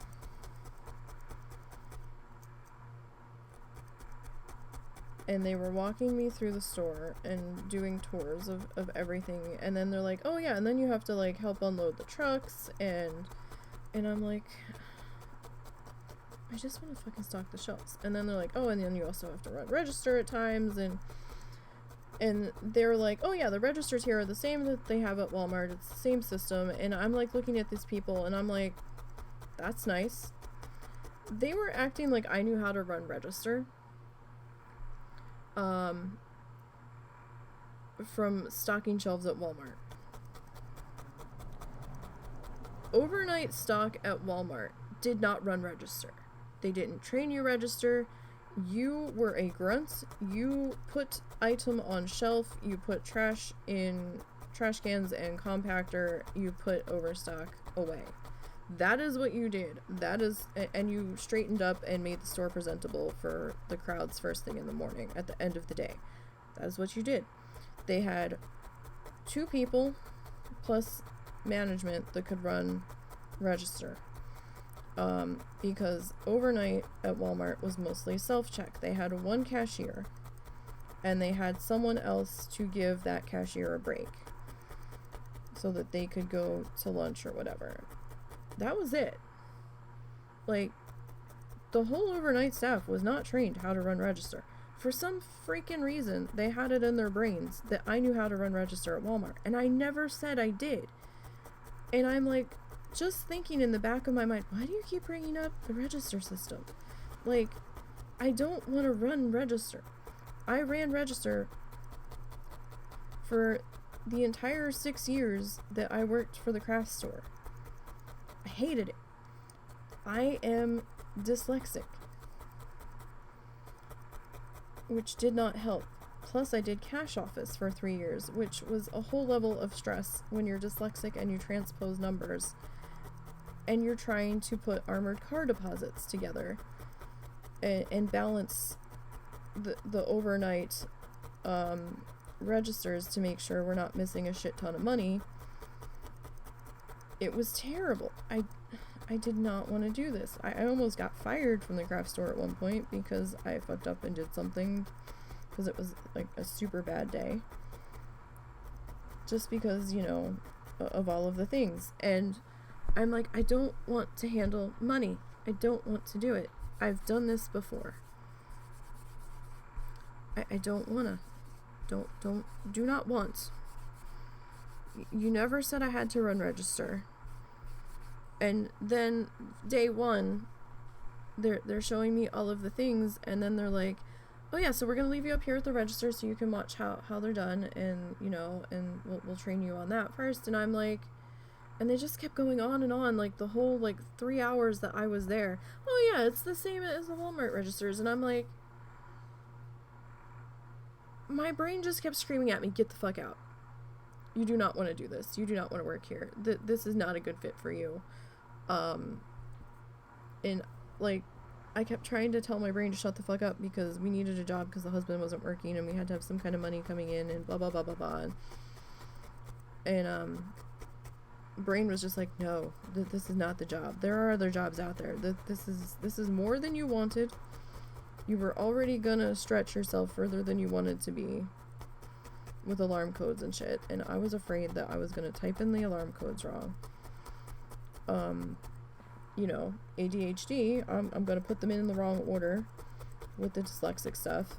We think I have ADHD. It's not diagnosed. Russell's pretty sure though, with some of the things that I've done and tend to do, and he's like, yeah, I'm pretty sure you do have it to some degree. But the dyslexic, it was the biggest thing there, and I'm just like, I why am I taking a job that I am not comfortable taking? Like, this is dumb. I came home, I had a fucking meltdown. We ended up calling them back like the next day, and I'm like, yeah, I can't do this. I'm sorry. I didn't mean to waste your time, but this is too much. This is more than I wanted, and yeah, I'm not gonna be able to do this after all. Sorry.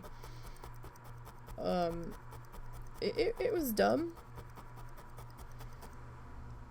And the amount that I had to do.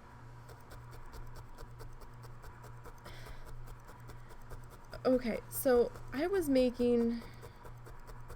The fuck was I making at Walmart? I was making, $10-11 an hour at Walmart. Because overnight staff got paid like $1 more at the time when they were 24 hours. I don't think they're 24 hours anymore at the location that I was at. And they wanted me to be a key position for 6 months. Okay? Unloading trucks, signing off on shit, setting the alarm on the store, verifying and like doing closing down routines at night, verifying like registers and shit, getting shopping carts because they didn't have that much staff, dealing with all the other bullshit of manager, I need to speak to your manager bullshit at night when there was no other manager around. For 6 months. They were gonna quick train me to hold this position for 6 months. That's a position that you need like 6 months worth of training to be able to do correctly. Okay?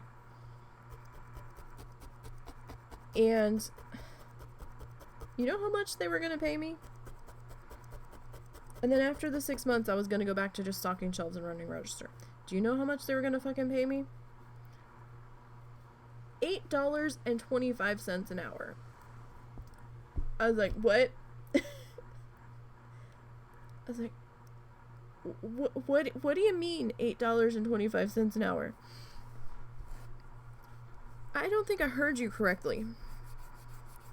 At least pay me appropriately for the position that you want me to fill in until the person that you have been training for like the past 6 months and grooming for this position is old enough to take it. At least compensate me correctly for the amount of time that I'll be doing this position. Like, that was absolute 100% bullshit. And then when they just kept throwing the whole register thing on top of it, I was just like, no, I'm done. I'm out. I can't do this. This is ridiculous. This is not worth it. So I came home, I had a meltdown with husband, and he finally agreed to take the new medication that they had given him from the doctor's office to see if it would work. But, you know, he's always anxious because, you know, the brain imbalance medications, that there's always a risk of seizures and shit with them, and, you know, that scared him and he was afraid to take it, but he finally broke down and took it. And he did okay on it for maybe a year and a half, 2 years. He ended up getting a job at the plastic factory that was in town, running some of the extruding machines and stuff. And then the medication started to not work so well.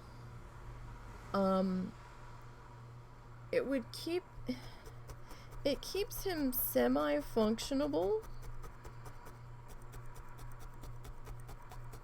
to the point where he's not wringing his hands and pacing and locked in the bathroom trying to calm down for hours on end. But it doesn't stop. It doesn't make it go away. It doesn't quiet the anxiety. And those of you that have anxiety, you know what I'm talking about. It doesn't quiet his mind. It doesn't settle him like it used to. And the doctor's office was like, well, you're on a really low dose of it. We could see about doubling it up.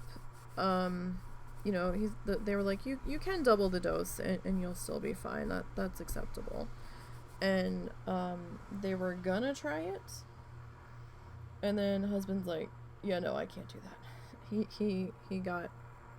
He got spooked and he's like, yeah, no. He's like, I just can't. And so he's still on the same medication, and it turns out that the medication he's on, you can get used to it, or all of the anxiety medication or something. He's like, you can get used to it. So, it got to the point where he could not get through a work day. The work days at the plastics place were pretty long. They were 12-hour days. With a 15-minute break for lunch, and I think a 5-minute bathroom break, like, twice a day or something. It was a long day, but it was a 15-minute lunch break on the clock that he could take. But if they were leaving the building, then they had to clock out. Which, you know, it was kind of a really tough day. I don't know if I could do that. Because he was on his feet, like, 12 hours. It was always hot in there, even in the winter. Dead of winter, he was going to work in shorts and a t-shirt. I'm like, you're gonna freeze. He goes, no, I'm not. He goes, it gets so hot in there. He goes, I might actually be comfortable for a change. Like, there was a couple times during the summer when he was working there that he thought he'd gotten heat exhaustion, because the air conditioning really doesn't do anything there, and the temperatures in the summer here can get in the high 90s, close to 100. Sometimes with the feels like temperature, it'll be over 100. So, it was pretty hot in there. And it just got to the point where he was barely able to get through like 3 hours. At one point, he barely made it a half an hour. And he's like, yeah, I can't. He's like, I can't do this. So he had to quit. They were really good about it, though. They didn't give him a bunch of shit. They were understanding. And they told him, you know, if he's ever able to get his medication situation straightened out and he thinks he can, you know, do the hours again, they'd be more than willing to hire him back, which was very nice.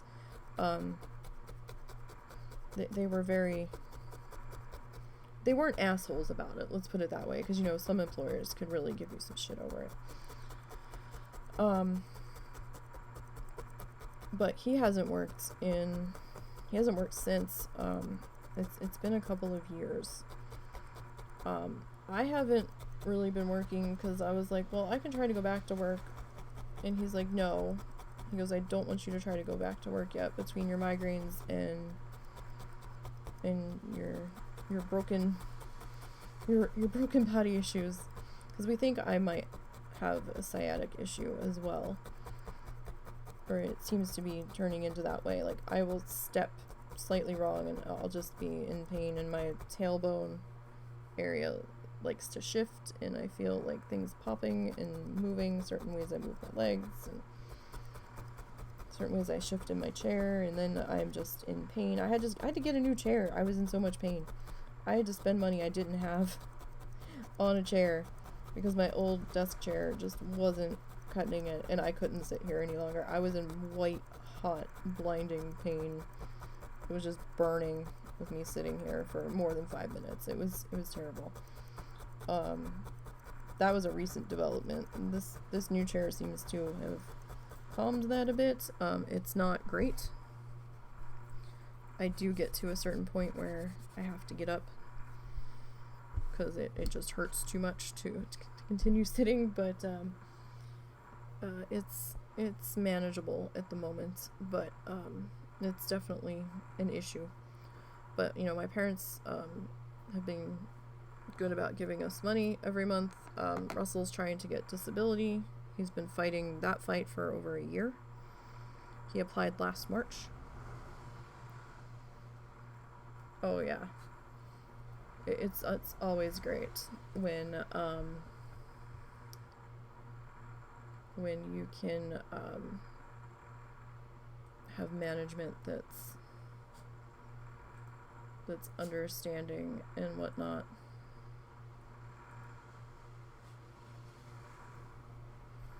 You've been unable to move properly a few times in the past. Oh yeah, it's terrible. Like, sometimes me just getting out of bed is a roll of the dice, because I'm like, what's gonna happen? Getting up out of a chair sometimes. There were times where it was super bad, where if I took too large of a step, like if my gait was too big, something would pull, and I'd be like, oh god, and then like I couldn't walk right for like the rest of the day, where I had to make sure I was taking tiny steps forward and not big steps forward.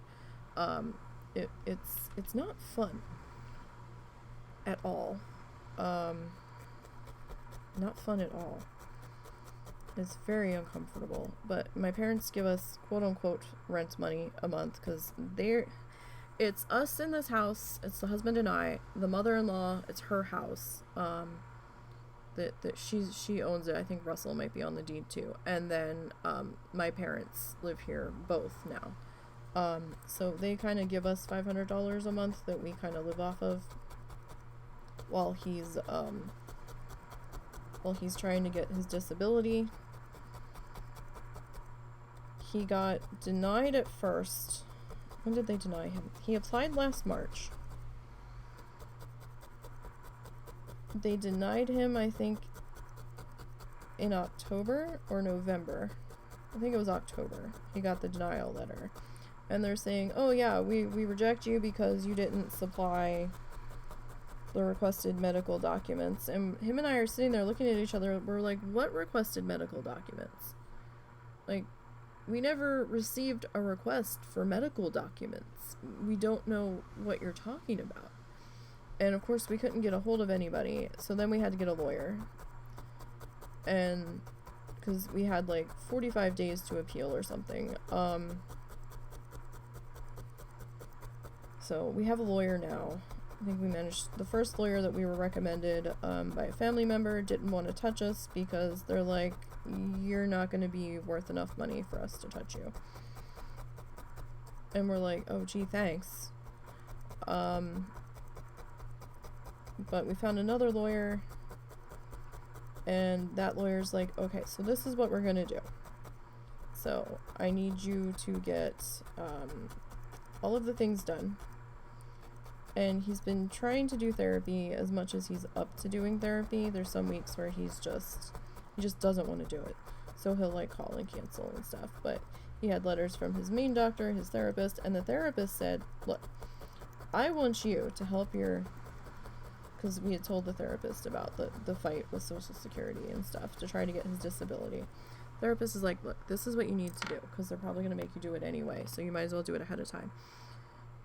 She's like, I want you to go see this doctor and get an official diagnosis to help your cause. And they'll do some evaluation tests and stuff, and it'll help you in the long run. So Russell really didn't want to go, but he's like, all right, fine. So he went, and they were like asking him all of these weird questions that, you know, I guess to determine his functioning capacity, like math problems, and where you had to do math in your head, or they'd be like asking you... They'd be like telling you a story and then, you know, asking you like the most inane question about it, and just, you know, at the end of the story they're like, what day of the week is it? Like something that didn't have anything to do with the story at all. Just I guess to see, you know, what level of impairment you have, or brain capacity, functionality or something. So when he got home, he's like, oh, it was just, you know, because it was kind of weird. He goes, but, you know, whatever. He goes, he was tired because, you know, brain trying to process shit and everything. And he goes, you know, I have to say, when I was on the math section, the first thought that popped into my head was that, oh my god, my wife would have a meltdown and start crying because there's no way she could do this. And math and I don't get along at all. And I was like, oh, that's not good. He goes, I think we might need to get you evaluated. At some point, he goes, not right now. He goes, but like, because it would be weird if we both tried to apply for disability at the same time. But he goes, I think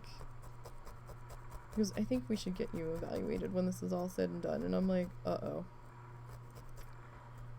He goes, you would not have been able to do 2/3 of the stuff that they were asking. And I was like, oh, that's interesting. And then he got his official evaluation, and that was rather interesting. They did diagnose him with high depression, high anxiety, but they also threw in a third diagnosis that we weren't expecting. Hi, puppy. Doggos. One of the doggos says hi.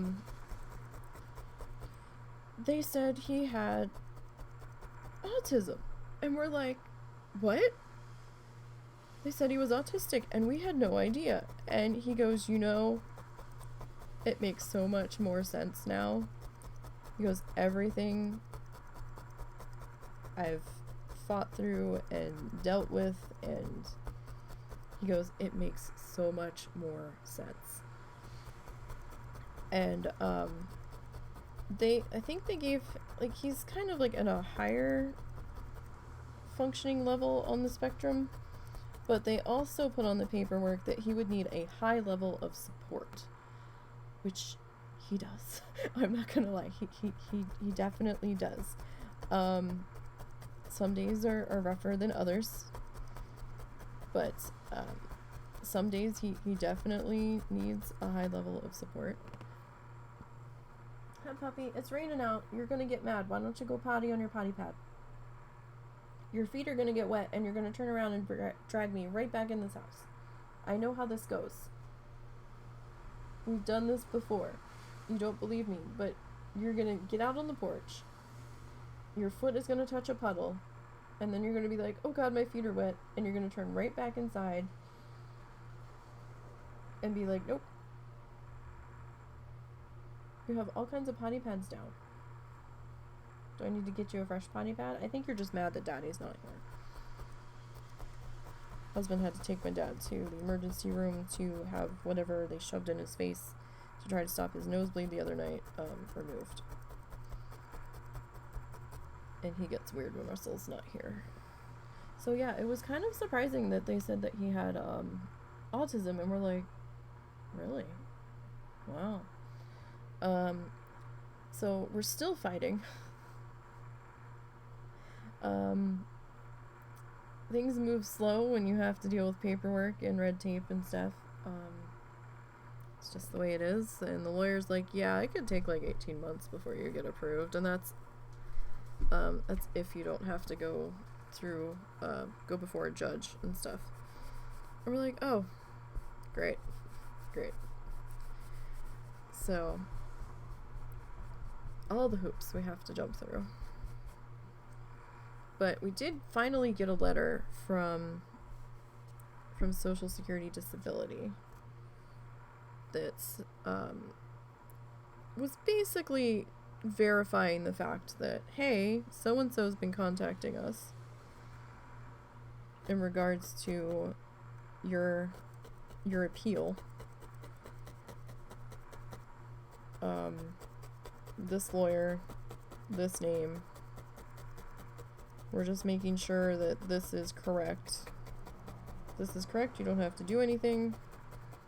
If it's not correct and this was a scam, please contact us. And we're like, oh, so they are acknowledging that our lawyer has been in contact with them. So that's reassuring, I guess. So it was a year this month since he first applied. We'll see what happens. We're hoping to get some answers sooner than later because just everything that could go wrong this year has been going wrong. Like, I had a dental cap on one of my teeth. I've had two particular, like my two main molars in the bottom of my mouth have been problematic. I've had root canals on them. I had to have the sides. I had to have fake sides put on them because the tooth became too weak and the side broke, and they had to keep building the tooth back up. They're like, you should really get a cap put on this, and I'm like, yeah, I don't have the money for that. Eventually I did get dental insurance with one of my jobs, so I think it was when I was working at the casino. And I got that done right before I quit there and we moved down here. And that was still $400 for one, and I had to have two. So it was $800 out of pocket I had to pay with the insurance. And they put metal posts in with the cap just to help stabilize the tooth and stuff. So I had these little tiny little metal bars that were put down in there with the cap over the tooth, and right like 2 days before New Year's Eve, or the day before New Year's Eve, the night before New Year's Eve, or something like that, one of them came off while I was eating, and I was like, are you fucking kidding me? My brain's like, oh God, we're gonna have to pay like $400 again to have this put back on. Russell's like, it's gonna end up happening again. Let's just get the tooth pulled entirely and just be done with it. He goes, I know you really don't want to. He goes, but at least then you don't have to worry about it. And, you know, it'll be done, it'll be over with, and all that jazz. And I was like super upset, super nervous, and because the insurance that we're on right now is through the state, and it doesn't cover dental. So I'm like freaking out. I'm like, oh god, this is gonna be, you know, I'm thinking, you know, $400 or $500. That's a lot of money to me right now. And I'm just like, oh my god, oh my god, oh my god. So we found a, we called the dentist that he was gonna go to have one of his removed that he ended up anxiety chickening out of, where he just couldn't do it. We went there. We got, we finally got an appointment like a week after New Year's Day when they could finally see me. And,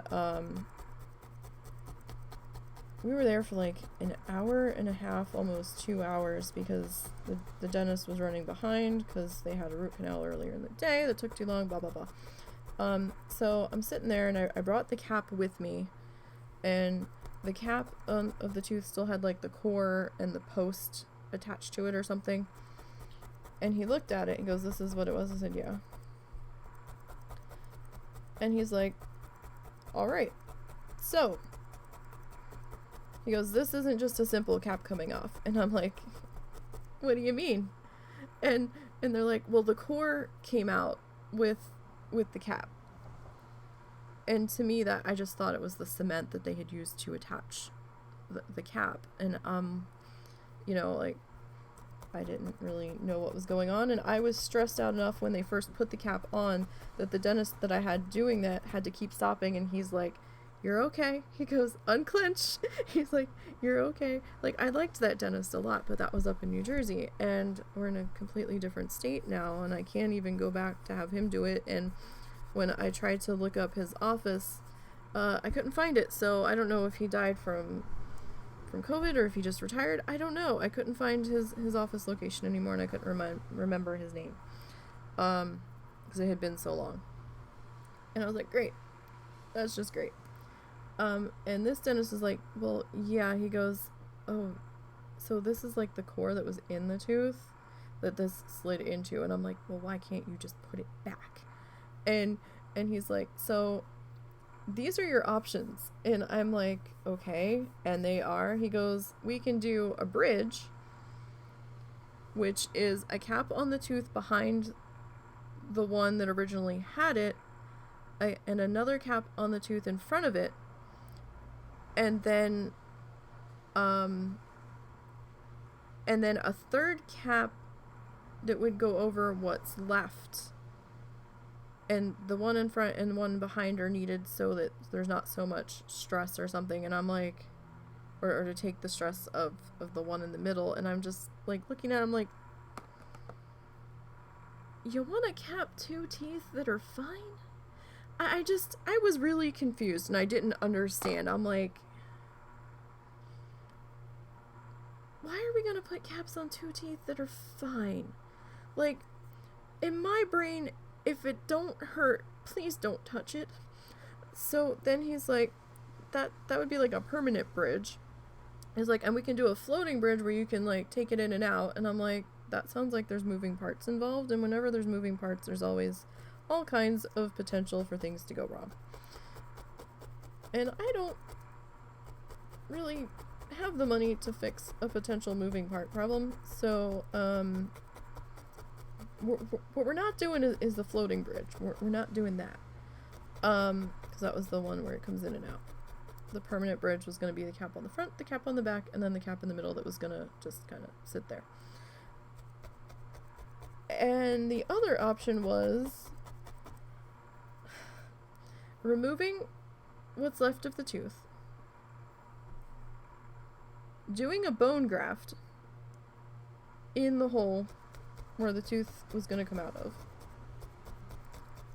to stabilize my jawbone, apparently, and then doing an implant. At no time was it ever, oh, we'll just pull the tooth. And I'm like looking at Russell, and just the dollar signs are racking up in my brain, and I'm like sitting there and I'm like, oh my god, oh my god, oh my god. I thought I was going to start fucking hyperventilating and crying when they're like telling me all of the options that I didn't want to hear. And I'm like, why can't we just pull it and be done with it?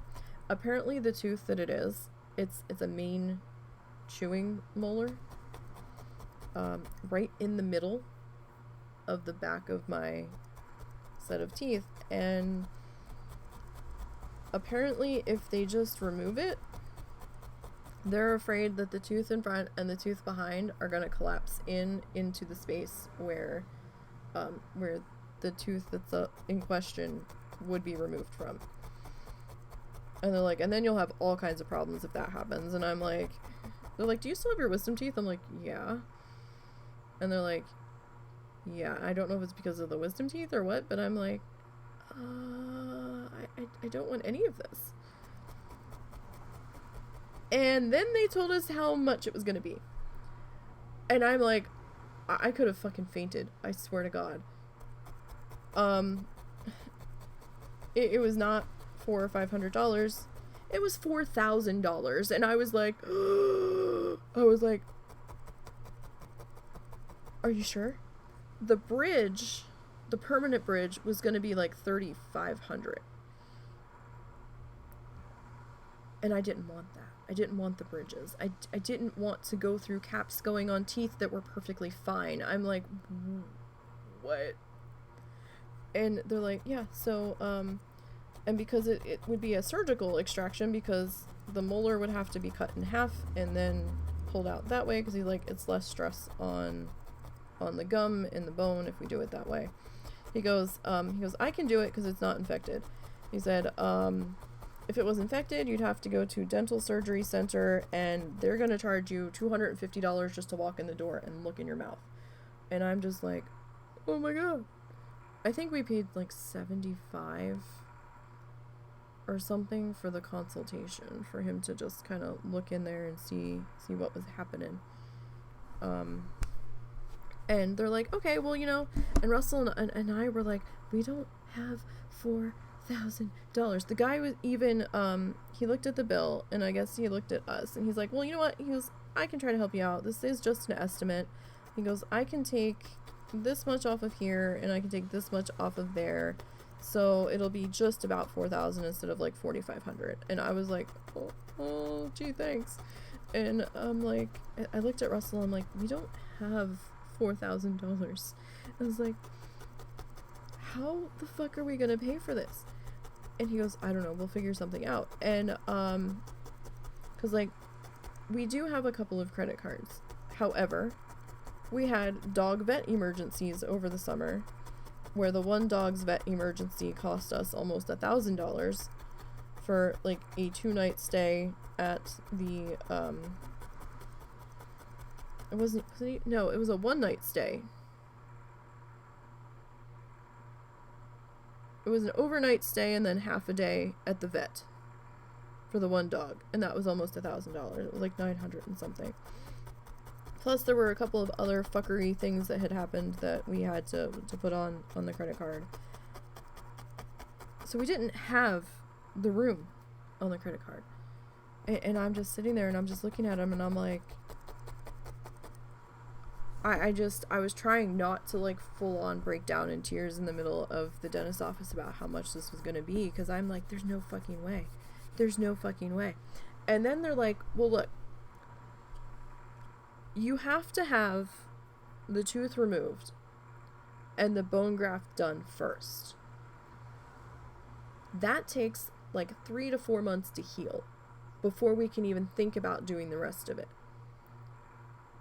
And he's like, and Russell's like, well, we'd only have to pay the what was it, $500 or $600 for the extraction and the bone graft to get started. And the other stuff would be paid for as they do it. And in his brain, he's like, well, by time we get to the other stuff, and by time the bone graft has healed, he goes, I might have my disability by then, and we'll pay for the rest of it out of the retro pay that he should be getting. Or, you know, we'll put money aside from it, and we'll pay for it that way. And I was like, I was so fucking upset, and I'm like, he's like, it'll be okay. He goes, we'll figure it out. It'll be okay. We scheduled the extraction for like a week after the consultation. It was like for January 20th or something. Something like that. And the more I was thinking about it, I was like, fuck. Well, here's a little too TMI. I'm probably gonna have my lovely female angriness going on right as they go to do this, and I really didn't want to do both of that at the same time because I was already a fucking hot mess just thinking about it. I was like, I don't wanna, because I don't do well during all that. I can have really bad cycle issues and migraines and all that, and I was already going to be fucking pissed off about everything else going on. So I was like, I don't know if I want to deal with all of this at the same time. This might be a bit much, and I'm probably going to be super, super sick. So, and other people I was talking to, they're like, oh yeah, bone grafts are terrible. I had to have that done. It hurts so much. And I'm like, oh God. I don't normally take like medication or pain pills or anything. I don't like taking a lot of medication. For me to take ibuprofen, that's a lot. Or like a Tylenol or an Advil. It's quite a lot for me to do. Sorry, I'm just advancing the tutorial to see what colors we're dealing with at this point. Okay, so this gets some wispy guys happening here. So I was like, oh, I don't know about this, Russell. He's like, it'll be okay. So they had called, I think it was scheduled like 2 weeks from the consultation. They called and they said, hey, we had a cancellation. Do you want to move this up? And I had thought about it. They're like, we can move it up to like the next week. And I almost said yes, just to fucking get it done. And something stopped me. And I'm like, no, I really don't want to get this done. I really don't want to get this done. I don't like sitting and stewing over it, but at the same time, I really don't want to do this, so I really don't want to... I don't want to move this up.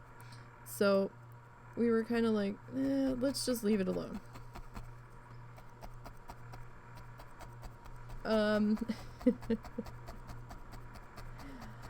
A couple of days later... Well, maybe not a couple of days later.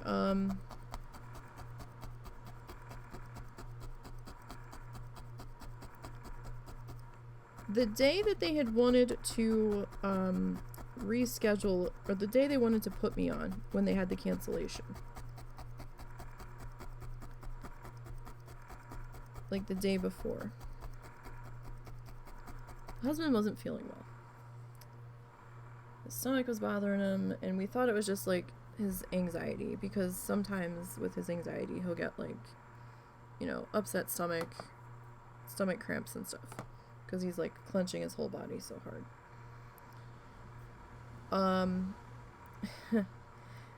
It wasn't backing off as the day was going on. It was still pretty obnoxious from what he was saying. He goes, it's not getting any better. He goes, it's really bothering me. And I had said to him earlier in the day, because I know how he is. Medical stuff is one of the things that like freaks him out and like just ramps up his anxiety even more. And then he starts, you know, Googling everything and then getting more upset when it's probably absolutely fucking nothing. And I kind of knew how this was going to go. So I said to him, I said, do you want to just go to the emergency room because the doctor's office is closed. They weren't going to get you in today anyway. And he goes, no, not yet. He goes, I think I'm just overreacting. He goes, not yet. Well, the day progressed. And it was getting later in the day. And he still wasn't feeling well. I'm like, are you sure you don't want to go? He goes, finally about 11, no. Maybe it was like 1 a.m. He's like, this is not getting any better. He goes, I feel terrible. He's like, I'm gonna go. I was like, do you want me to go with you? He's like, no. He's like, he goes, it's fine. He goes, there's no sense in you coming up there. I was like, alright. If you're sure. He goes, yeah. Alright. So, he has Discord on his phone, and I have Discord on my computer, so he was, you know, kind of messaging me about what was going on, and he goes, oh, they took me right back, and I'm like, oh, okay. He's like, so they're gonna do, like, a CT scan or an ultrasound or something. He goes, so I'm probably gonna be here for a little bit, but it's not busy, so that's good. And I'm like, okay. Well, that's fine. A little while later, he messaged me again. He goes, so they're just waiting for the results to come back. He goes, I'm in so much pain. He goes, I'm so tired. He goes, I just want to go to sleep. A little bit later, he messages me back, and he goes, yeah, so they're going to schedule my surgery. And I was like, what? I was like, what? Surgery for what? What the fuck are you talking about? Apparently, he had appendicitis. And they're like, yeah, that's got to come out. So he had to be scheduled for an emergency appendectomy. And I was like, oh, for fuck's sake. And that was going to be on the day that I was originally supposed to be moved up for my mouth surgery. And I'm like, oh shit. And they're like, well, you can't drive for like 3 weeks. And, you know, you can't really move around. They sent him home later that afternoon after he had it. A whole list of restrictions. So I had to call and cancel my mouth surgery. So I'm like, okay. And they're like, well, when do you want to reschedule it for? I'm like, I don't know yet. My husband's having emergency surgery like right now. I will call you back when I know. And because I really didn't want my mother-in-law to take me. I wanted Russell to take me. Russell knows how I am. And she stresses me the fuck out. So I couldn't deal with her and having my surgery and my period all at the same time. Like that just, no. That wasn't gonna work. So I'm like, we'll reschedule it later. And Russell and I are like, well, we'll reschedule it for sometime, you know, March or April after his mom goes back to New Hampshire because she's been traveling with her one sister lately. And so that way I don't have to deal with her hanging around, pissing me off on top of, you know, period issues, and then on top of, you know, being miserable because my mouth has been ripped open and shit. So we were like, okay, so that's what we'll do.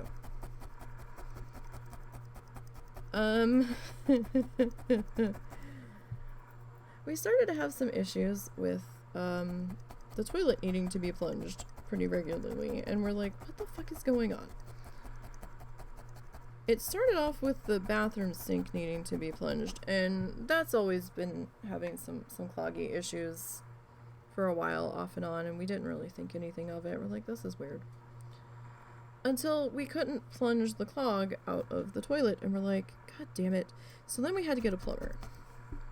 This was a couple Saturdays ago, maybe 3 weeks ago by now. It feels like it was 3 weeks ago. It may not have been. It might have been less. I don't remember. Time doesn't exist anymore. We'll just leave it at a couple of weeks ago.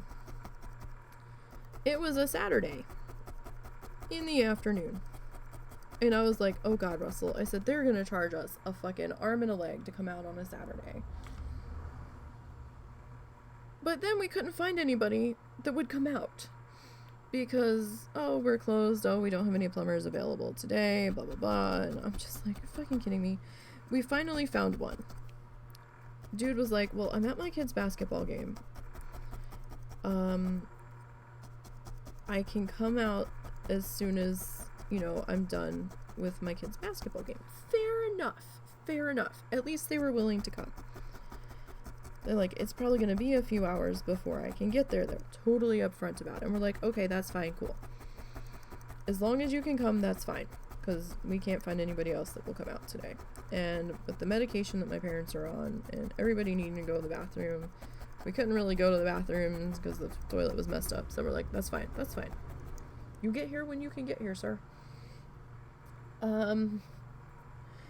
They got here late in the afternoon. It was not a simple clog. It turned out that they thought they had gotten the clog free, and they were like, there were some roots that grew into a pipe, and they were like, well, we think we got that cleared out. And then they were trying to run water through the pipe just to make sure everything was exiting out the sewer line properly.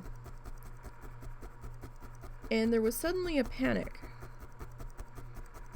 because Russell comes in and he goes, I'm like, what's going on? He goes, they're trying to run water through the sewer line to make sure everything's good, but it's not coming out where it's supposed to. And I was like, what do you mean? He's like, the water they're running through the sink in the kitchen and in the bathroom is not coming out at the sewer line where the exit line from the house joins up with the city's sewer line. He goes, there's nothing coming out. And I was like, what the fuck do you mean? Where is it going? And he's like, they don't know. They don't know if there's still a clog somewhere. They went in the dark, under the house, in the crawl space. And then Russell comes back and he goes, so, it seems that the sewer line under the house is very old. I was like, uh-huh. It's like galvanized iron or cast iron pipes, something like that. It's iron pipes. It's not PVC. It's not the plastic piping. It's metal. And I was like, uh-huh. And he goes, apparently they're telling me it's cracked in about 6 different places. It might have been more than that. So anything that's running through the sewer line is leaking out under the house and not actually hitting the exit line to go out to the city. And I was like, are you fucking kidding me? So like all of the wastewater from the toilet, from the shower, from the washing machine, from the kitchen sink, all of it is leaking out under the house. He goes, yep.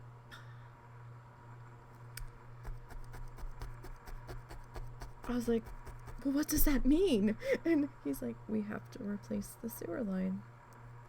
And I like dead shit looked at him. I'm like, how? We don't have the money for that. He goes, I don't know. The one dude had a rough estimate, but he's not the guy that does the estimates on the big jobs. And I almost fainted when he said big job, and I was like, oh god.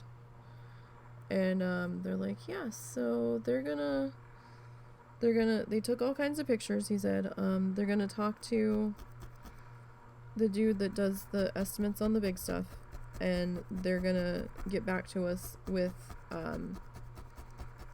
the full estimates in a day or two, because, you know, it was Saturday night. He goes, so it might not be till Monday. They said, he's like, they sort of have the toilet working for us, but they don't know how long that's gonna last. And I was like, oh good. Spoiler alert, it barely lasted 2 days. So it's like, good, real good. So they got back to us with an estimate. It turns out there's a lot of shit that needs to be done to the underside of the house as far as plumbing is concerned. They said the most immediate thing was the sewer line that needed to be replaced. We're like, okay. Another thing that needed attention, or will need attention, are the water lines coming into the house from the city. They're not leaking yet, but I think they're also the same iron pipes. And they're like, yeah, that really needs to be switched over to either copper or PVC or something, because, you know, it's just gonna meet the same fate that the sewer line did. So we're like, okay. So there was 2 different estimates. There was an estimate for the sewer line and an estimate for the water lines coming in. And to replace our toilet and for the lines to come into the bathroom and stuff. The grand total for everything, they said, was gonna be around $9,000. And I was like, are you fucking kidding me? And, so it was just like, I was like, Russell, where the fuck are we gonna get the money for that? He's like, I don't know. One of my cousins told my mother that they might be able to help us. I was like, okay. And then, you know, I was kind of telling some friends the breakdown of what the estimates were gonna be, and they're like, oh, that's way too high. You need to get a second opinion. You need to get other estimates. And, I'm like, okay.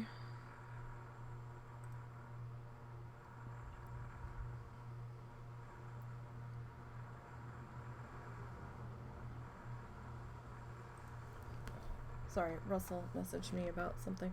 So I had to drop the tutorial real quick so I could talk to him.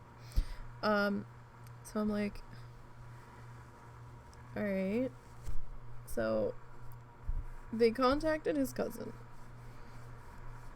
And the mother-in-law botched how she asked him. And didn't state that, well, there was 2 different amounts. This amount, you know, it's not a dire emergency. But the other amount is definitely a dire emergency if there's any way you could help us. He said he had to talk to his wife and would get back to us. As far as I know, we never heard back from him. Because we ended up doing something else. So while we're anxiously waiting to hear back from the cousin, Russell and I were trying to find someone else that we could get another estimate from. The one person, they don't do free estimates around here apparently, or at least not free in the full sense of the word free. We had used a different plumbing company to fix a leak in the tub at one point, so I was like, well, what if we call them? We've used them, we didn't have a problem with them before. Maybe we should see what they say. So we had scheduled them to come out for an estimate while we were still waiting to hear back from his cousin. And that was going to be $100 that we were going to have to eat. We were going to have to put it on one of our credit cards because we certainly didn't have it, on top of everything else going wrong. And we weren't real happy about that. But we're like, alright, fine. Well, then I found another place that said they did free estimates. And they were a flat fee. So whatever they quoted us on the estimate, that was how much we would be paying.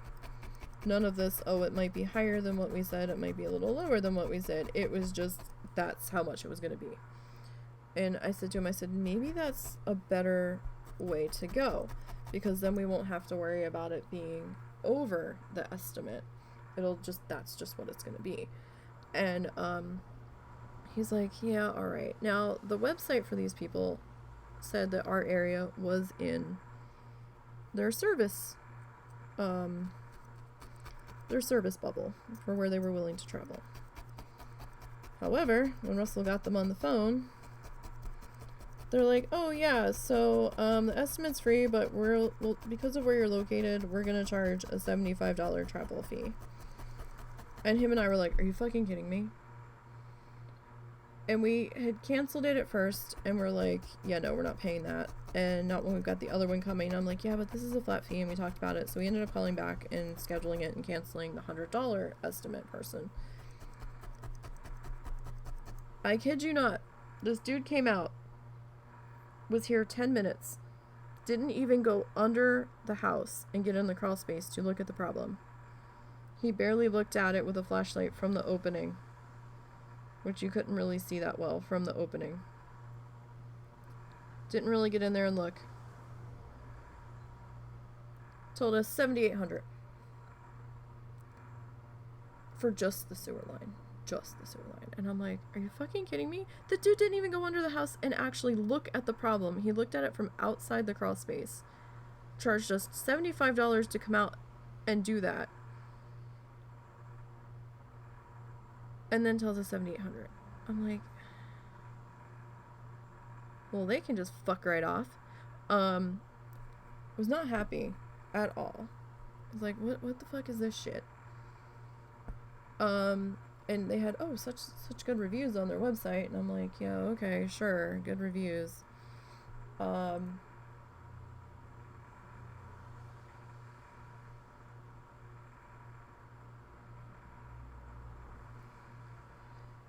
Sorry, husband messaged me something else, bitching about my dad. I don't blame him. My dad is a pain in the ass, but I'm just like, no. So we got the official estimate from the people that had come out on Saturday to sort of fix it. And that was $4,100 for just the sewer line. An estimate. And then we weren't gonna talk about the water lines coming in being replaced because we just didn't have it. That was gonna have to wait till later.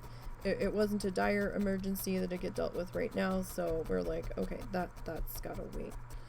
So we're like, well, $4,100 to replace the sewer line, and roughly. So they did do financing, or they had a bank that did financing for their clients or something.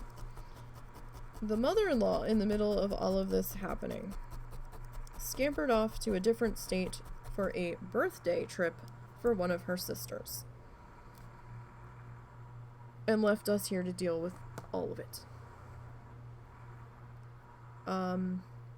And in the middle of us in a fucking panic, trying to figure out, what body parts we have to sell to fucking pay for this, one of the sisters that she scampered off with, the mother of the cousin who we were still waiting to hear back from, who had just kind of ghosted us after the fact, started sending us links to loan sites from Facebook in the middle of the night at like 3 or 4 in the morning, and Russell's like, what the fuck is this shit? I was like, your cousin's not gonna help us, is he? And he doesn't have the balls to say so.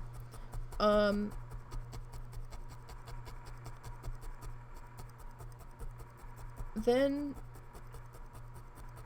the same sister, who was the mother of the cousin, was like, well, her parents will just have to get a loan, meaning mine, to pay for it. If my parents could have gotten a loan to pay for it, we wouldn't have been asking the cousin.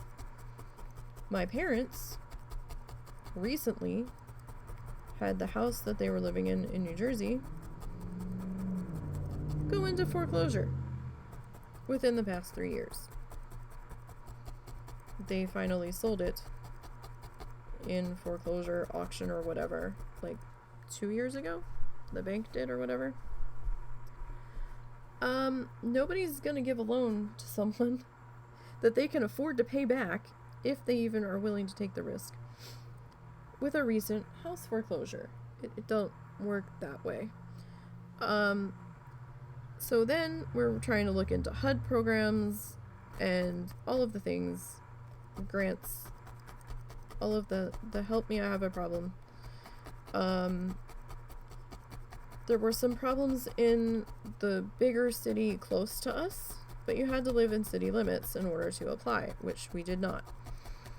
We are very much outside the city limits of that city. There was no programs for the city that we lived in. Of course not. So we're fucking in a panic, and we're like, well, we either need to try to get a Title I loan against the house, because the house is paid off, but there is a line of credit on it, which was maxed out thanks to the mother-in-law. And some other things. Or we could try to do a financing loan through the bank that the plumber company had, that they shoved people off to try to get financed. Russell started to try to fill out the questionnaire to see if we could get financing from them, and they wanted declared income. We don't have any, so we couldn't apply. Because if I use my 200, if I use my 200 a year income from streaming, they're gonna tell me to fuck right on out. So yeah, like that wasn't gonna happen.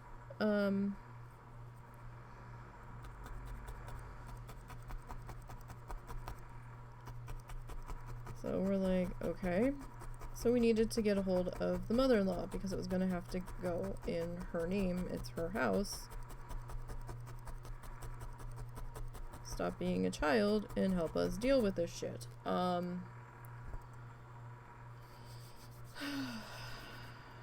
Russell finally managed to get a hold of her while she's on this trip. While we're trying to figure out how the hell we're gonna pay for things. And the first words out of her mouth were, "Oh, we're about to go to dinner. Can I call you back later?" Or we're on our way to dinner. I'll have to call you back. Something like that. Russell's like, she didn't even ask if it was okay for them to go to dinner first. Dinner was more important than helping us deal with this shit. And we were not pleased. And he's like, you have to come back. You cannot leave this state again until we get this fixed. He's like, when your ass gets back here, he goes, when are you supposed to be back? She's like, Sunday. And he's like, when your ass gets back here, you have to come in here. To come back to the house instead of going to your sister's.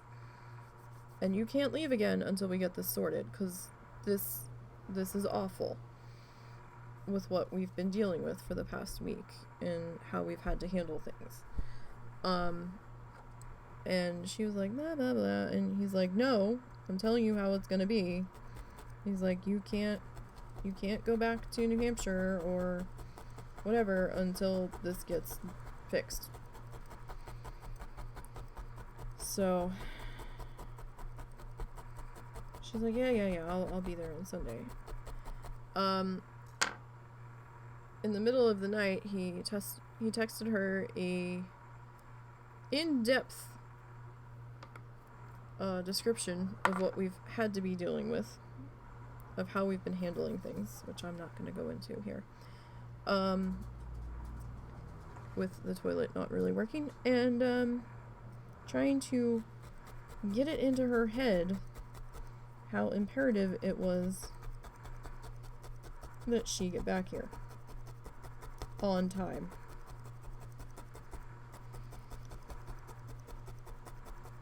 And we don't know what happened, but the next morning she called and she's like, yeah, I can't come back straight there because I think I might have a cold or something, and you guys didn't want me to come back there right away after hanging out with the one particular sister who doesn't believe in all the COVID stuff and doesn't really mask and all that shit. And I'm like, oh, now you're gonna listen to us? I'm like, what's up? I was like, you better not have COVID.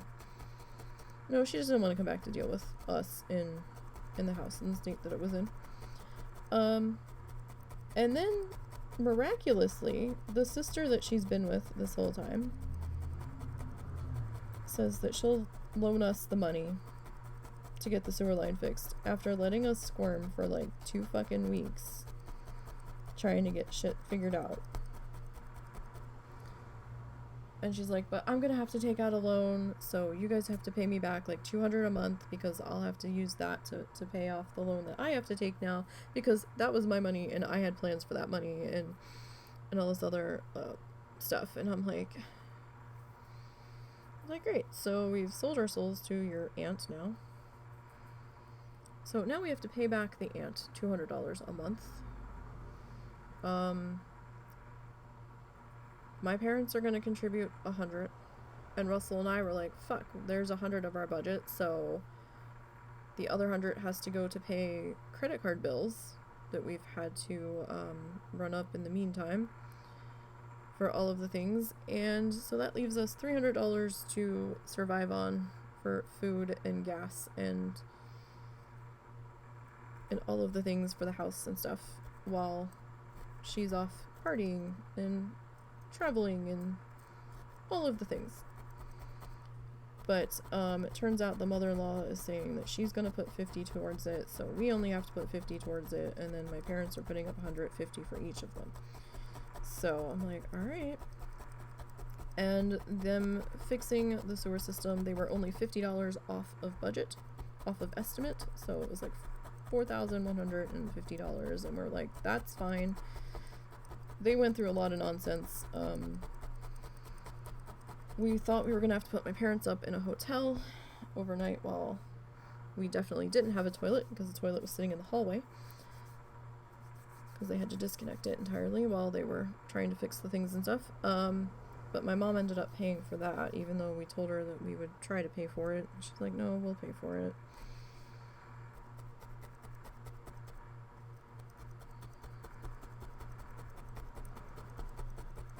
So it's just been a hot mess. I don't know when I'm gonna get my mouth done because the sewer line was basically the same amount for my dental surgery that I need to do.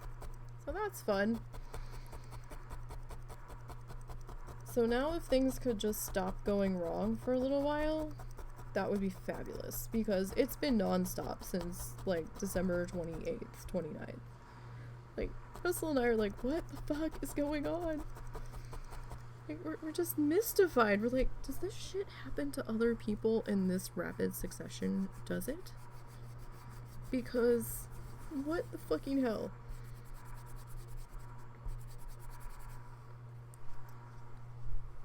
Just stop it. It's just, what the fuck?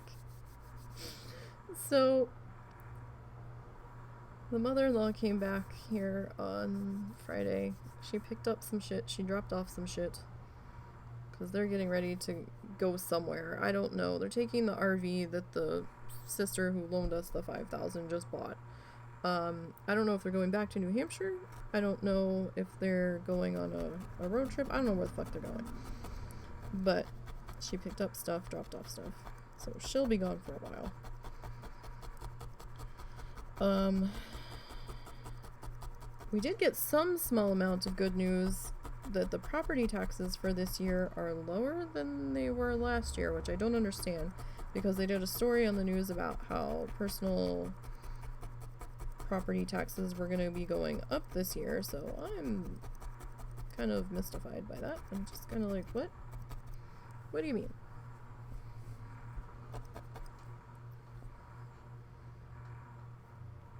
Don't understand, but okay. Ah! Fuzz. Let go. Sticking to everything but what I wanted to stick it to. So that's... It's not less by much, but it was certainly less enough where Russell and I kind of looked at each other and I'm like, are you sure? Because it doesn't sound right. It's usually 4 something a year, and now it's 380. Like, I think it's like 20. No, I think it's like $40 less, and I'm just confused. Like, are we sure? He goes, yeah, she went to the assessor's office while she was here and took care of that. I don't know why she was there. I don't know if she had to go. Like, she might have gotten something in the mail that we didn't know about, or it's just something that you have to do every year that we're clueless about because she handles most of that. I don't know. We just fucking live here. I didn't grow up in this state, so I don't really understand all the property ins and outs and what have you. But, we'll see how that continues on.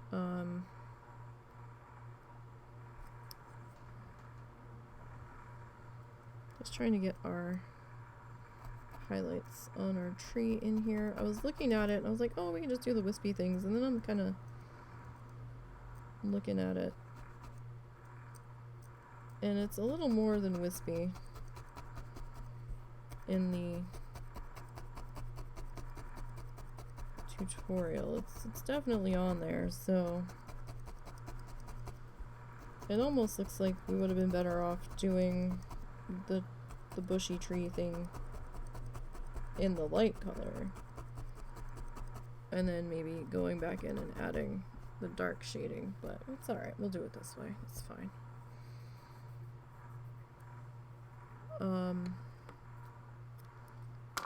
Yeah, so we seem to be the house, there's always that one house, right, that has all of the animals that go to it. Like all the strays, all the neighborhood outdoor animals, squirrels, dogs, birds, you know the whole 9 yards.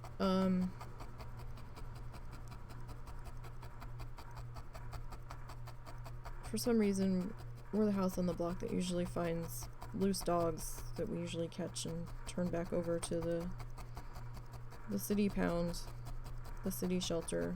It's a no-kill shelter, so we're fine with it. Or try to figure out who the fuck owns this animal. And we have the one cat that just appeared in our trash bag pile outside at the curb that we managed to catch and bring inside and called animal control, and they picked her up the next day, and then we ended up adopting her in the end. There was the cat that came running towards us, meowing, sort of, that took us like an hour and a half to catch at the car wash near us in the middle of the night. We went for a walk. And then we started having cats show up on our front porch, and we're like, what is this madness? There was one cat that kept showing up and kept looking in the doors and whatnot, and we're like, oh, hi kitty, and we thought it was lost or something, so we were trying to earn its trust to feed it so we could get close enough to pick it up if we needed to, and we got it to come close enough, and we started taking pictures, and we posted said pictures on one of the Facebook pages for town,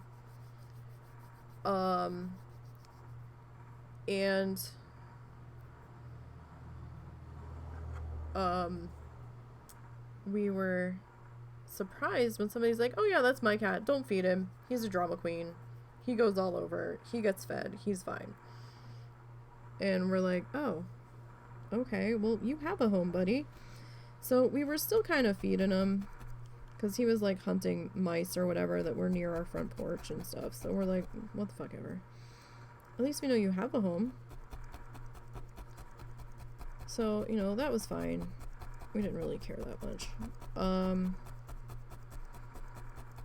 And he'd show up and start meowing for attention and wanted food and whatnot, so we'd occasionally throw like a third of a cup of food out there for him, because it's not like we didn't have the cat food already. Towards the end of the month, when we start getting a little light, before we get money again to go food shopping, we kind of slow down on how much we're giving him, but it's like, that's fine. And then we started to have a couple of other cats show up that we had never seen before. And the cat that had decided that we were part of his territory didn't like them showing up and chased them off. And then things were quiet again for a while, except things took a turn over Christmas. Over Christmas, we think the family that owns this cat, that said that it was their cat, we think he might have been either boarded or kept inside, like they might have gone somewhere, so we don't know. We don't know if he had been locked in the house and someone had been taking care of him, stopping by or whatever. For some reason, we didn't see him for from a day or two before Christmas Eve till a day or two after New Year's. So we're like, okay, that's fine. We were worried, but we weren't going to be too worried about it until, if it got to be the end of January and we hadn't seen him. Well, in that time, new neighbors that had moved in a couple doors down apparently have an outdoor cat, and that cat had been on our porch a couple of times, eating the food that we had placed out there. And then there was a white cat that showed up that we had never seen before, and we're like, what is this? And they are very loud and very vocal. And very, very frightened. So we were like, what is this? We don't know if it's a male or a female. Russell was thinking it was a female that was in heat, because they kind of showed up one night when it was rainy. And they looked like they were starving. And they were eating the food that we put out, but they were very, very afraid of us. And, they just kept, like, panically meowing at us. And we're like, are you just that hungry? Like, what is your deal? And then, you know, they kind of went on their way, and we didn't think much of it. And then the other cat came back. And the other cat did not appreciate this white cat being on our porch, or in our yard, or anywhere near this house. And they were having about a 5-hour standoff outside, meowing at each other. Angrily. To the point that Russell had to go out and try to break it up with a spray bottle that we have for when our cats are misbehaving. Just to, you know, can we go do something else? Take this somewhere else. Like, stop. I don't mind feeding you guys, but we're not gonna fight about it. And then there was a full-blown cat fight. And it seemed like the white cat won,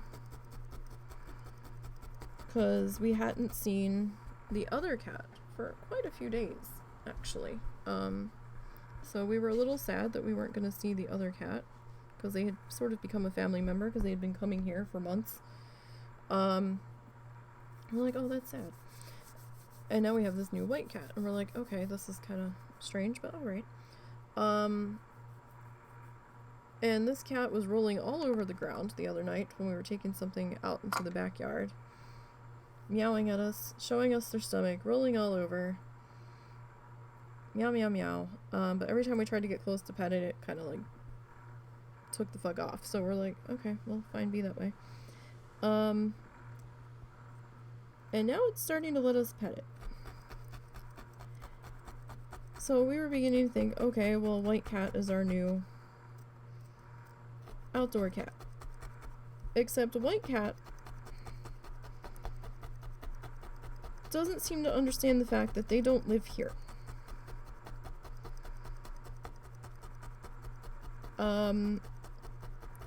And last night, like, they keep coming back, they keep meowing for food constantly. I'm like, kitty, I can't have food out here for you 24/7. It's not gonna work that way.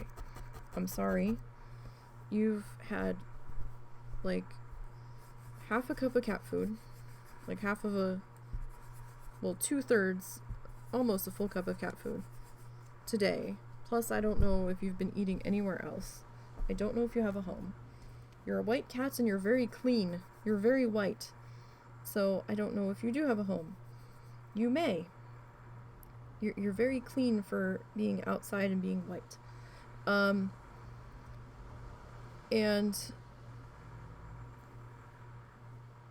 we were starting to get used to the idea that this cat was going to be our front porch cat now. And the other cat showed up last night. The original one. And we're like, oh, hey, bud.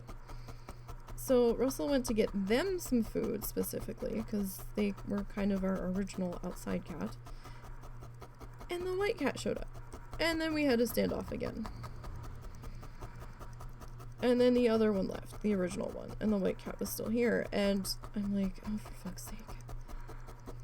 Before the other cat showed up, the original cat, the gray cat, I had our security camera on and was watching our front porch, because I kept hearing bangs and bumps out there, and I'm like, what the fuck is going on the front porch?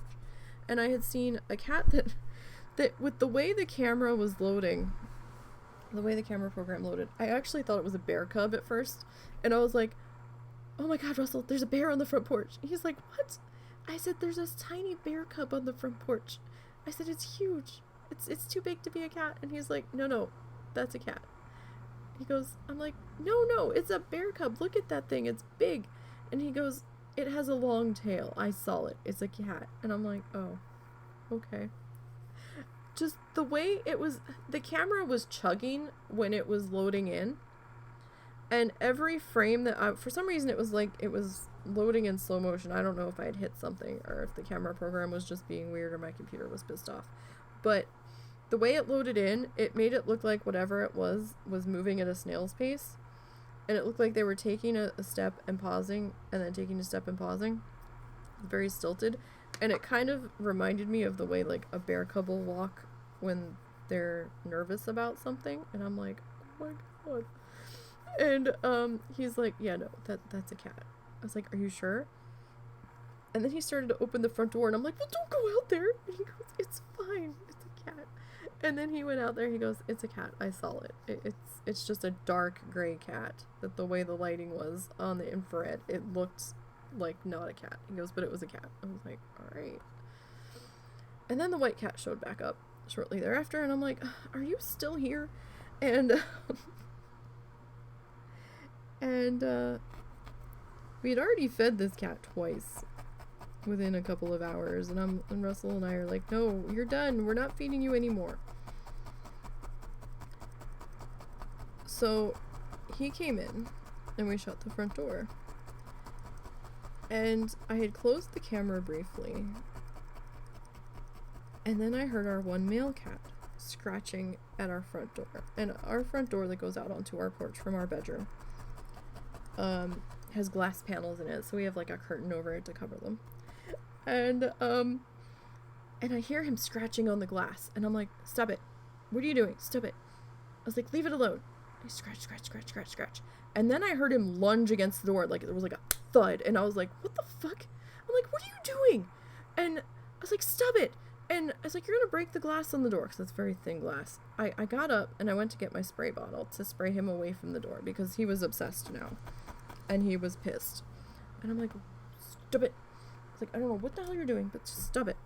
And then I saw this white cat was out on the front porch, and it was meowing through the door at our one male cat that wants to just, he's not having any visitors. Everybody needs to get the fuck off of his porch, even though he's an inside cat and never goes outside. And I'm like, really? I was like, kitty, inside kitty, his name is Peabody, Mr. Peabody, we call him Peabody. I was like, we're not doing this all night. You're not attacking this door and lunging at the door to try to get the cat that's outside. We're not doing this. So I kind of sprayed him off, and the cat's sitting outside on the front porch looking in the door, meowing, and I'm like, you're not getting any more food. You're done. And you don't live here. You don't live here. Our inn is full. There is no more room at the inn. We already have one male cat that will not take no for an answer and insists on bullying one of the other female cats that we have, so we have to keep them separated like 24/7.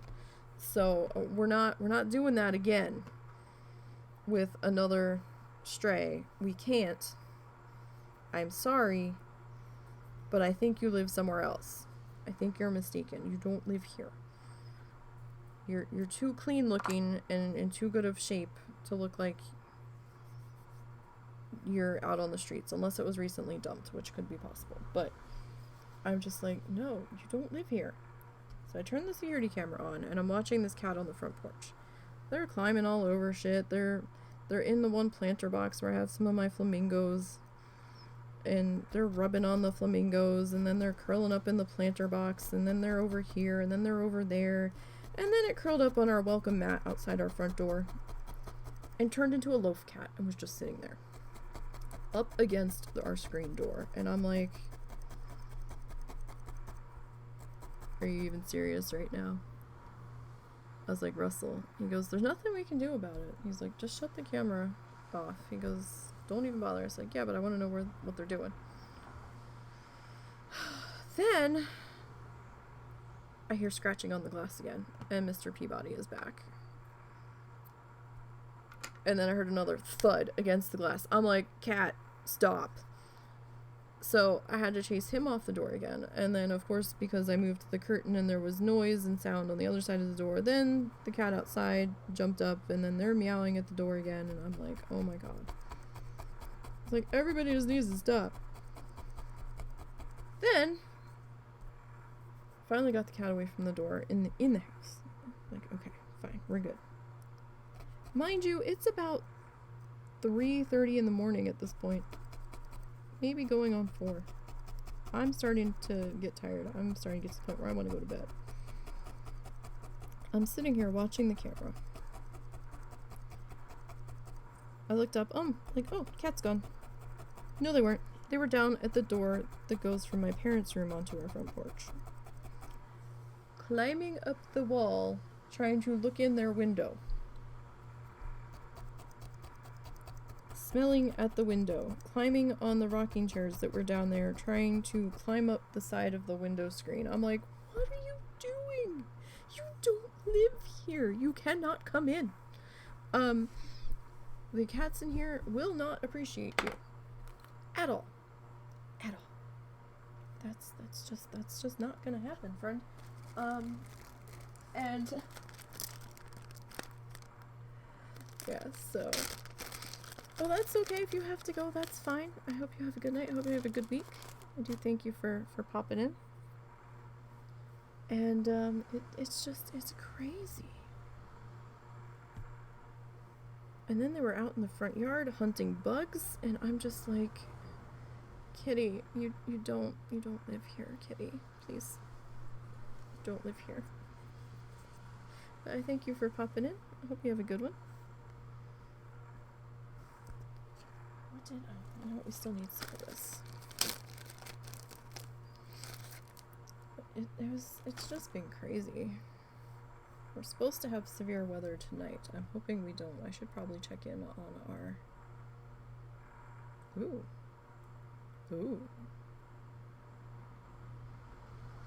There's a... Well, it's not really near us, but there's a tornado warning to our east, so it's going away. And that's more in the middle of the state. But, that can stay over there. That's fine. I don't want any parts of that. That's fine. That can do all of its tornado-y things over there.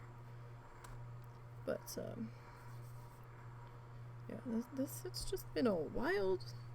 It's been a wild 2022, you guys. And I'm done. I'm over it.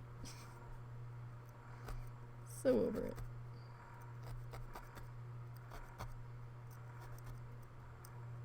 So we're probably gonna go with a few different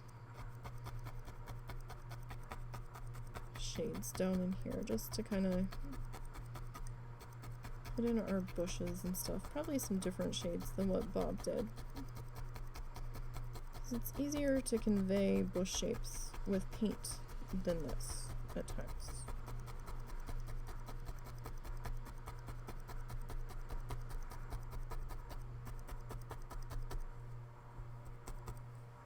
But, yeah, so having a lovely rainy afternoon.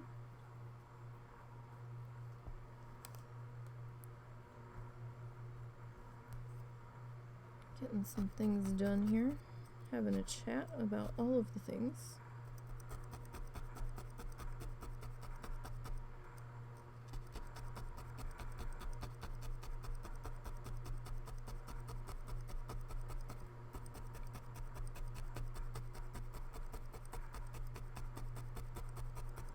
So I think in here, I'm gonna grab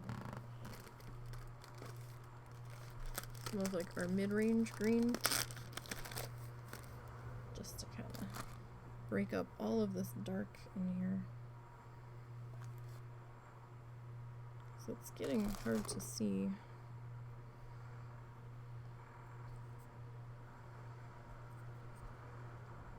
The other colors.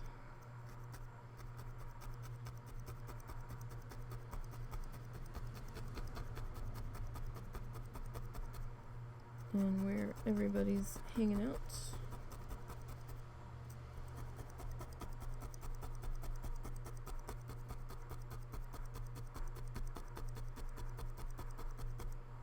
mean, some of this might not really be all that visible because we still have to get that cabin in here too, so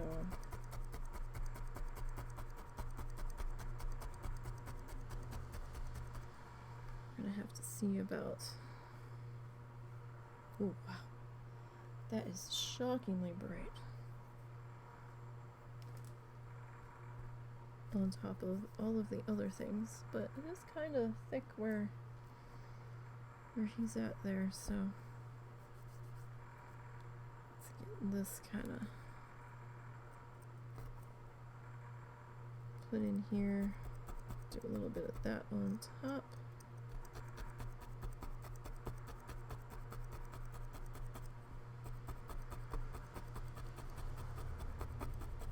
So we're gonna have to get that cabin in somewhere in here. We might bring this down a little bit further just to give us a little bit more room to work with here.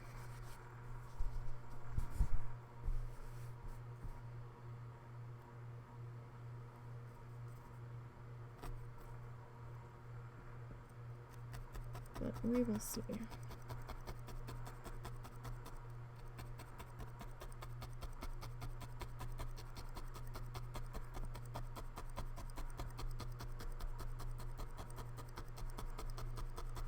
How we can get along in there. I need to add just a little bit more on that one. So yeah, as we tap that in, it's kind of shrinking. It looked like we'd put a lot down.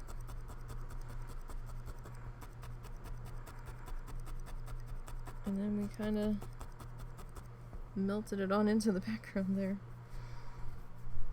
That's fine though. Smooth that out just a bit. That from getting a little too bunchy.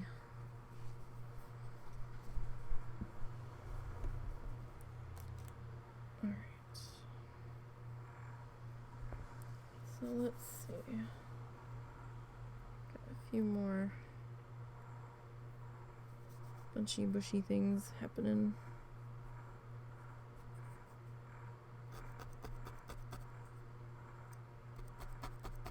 I might have to nestle some of this around where our potential cabin may end up going.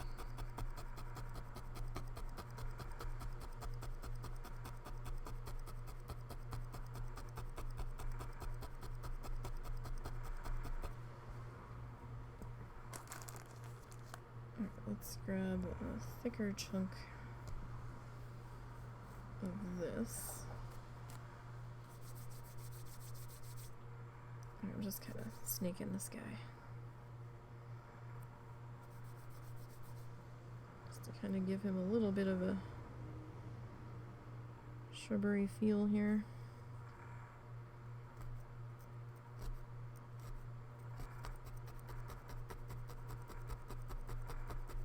Alright, we might just need to go a little bit thicker with the other colors.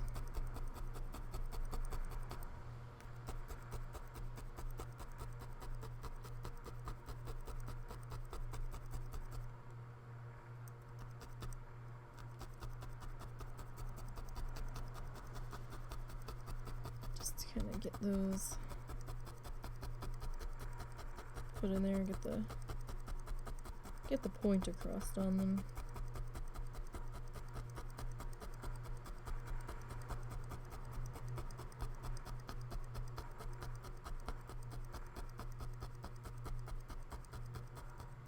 Let's see if I can hit the spot I'm trying to hit though. Because that definitely wasn't it.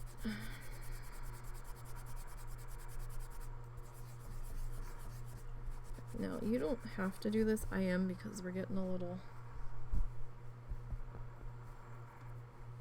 There's some like divots and stuff starting to form just because of how thick our color sections are here.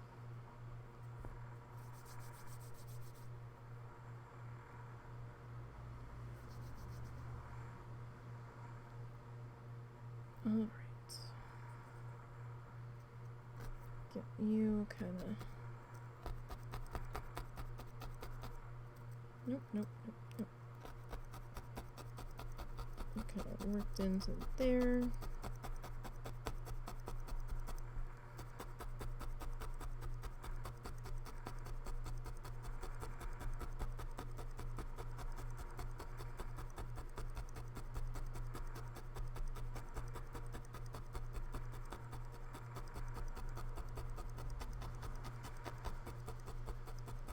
Can hear how thick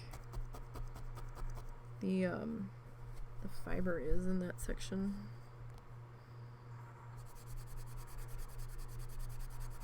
Just by how crunchy it is. Alright, I'm gonna take, we're not gonna do a whole lot of this color, but I do feel like we need a little bit of it just to kind of break everything up.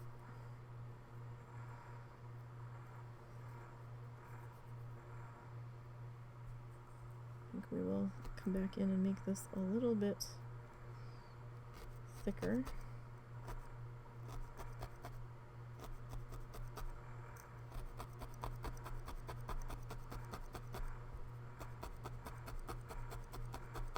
Right in that spot.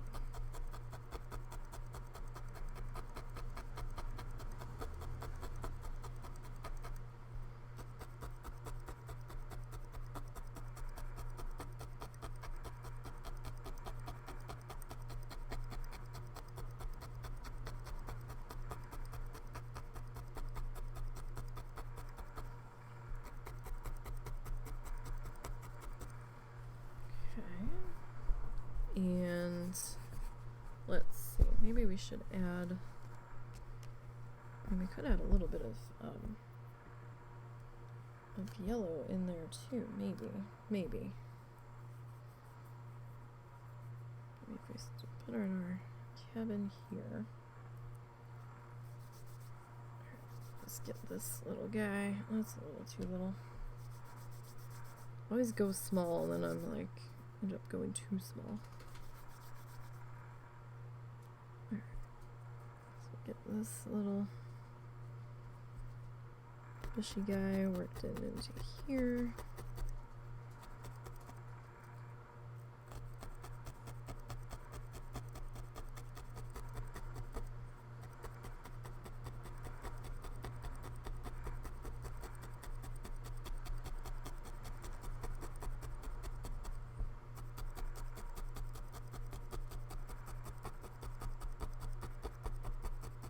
Oh, he's certainly changing shape the more that we are tapping him in there. That's okay. Fiber's gonna do what it's gonna do. I mean, I can try to bully it into a different shape or what have you, but I kind of like letting it do its own thing.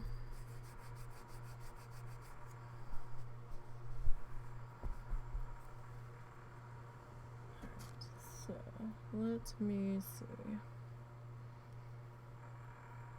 Just a little bit more of our darker stuff.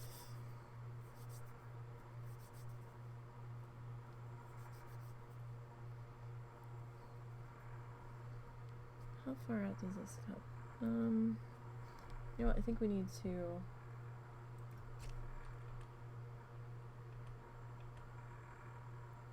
Okay.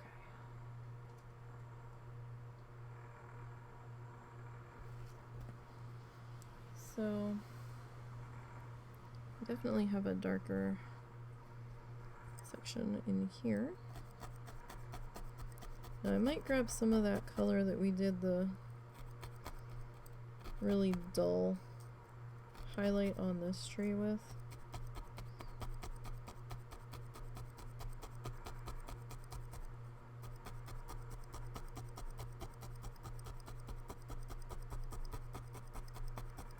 Just to kind of help us get some other colors happening in here.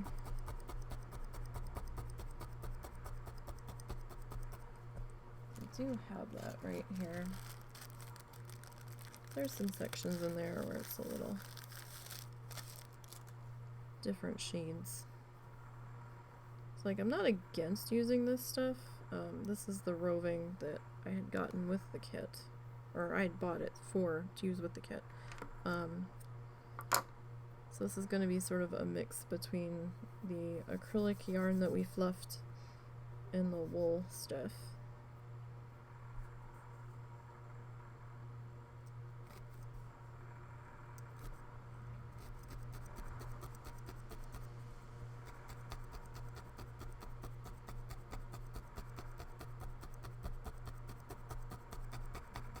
Just to kind of break up the colors.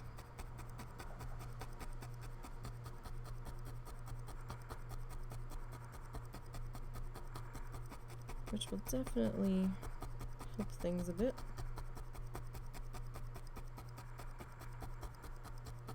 That way we're not all one solid color fighting for a space in here.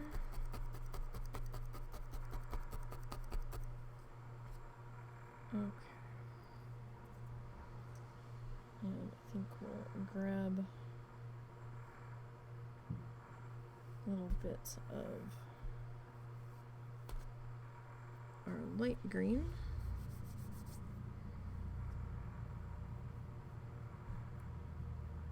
That's probably a little much. And then we'll grab this little light airy bit of our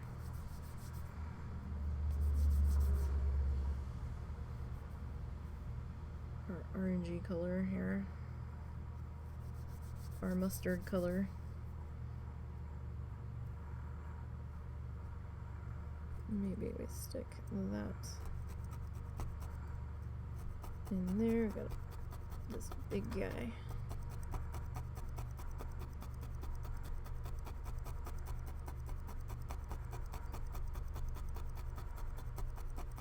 Happening on down in here.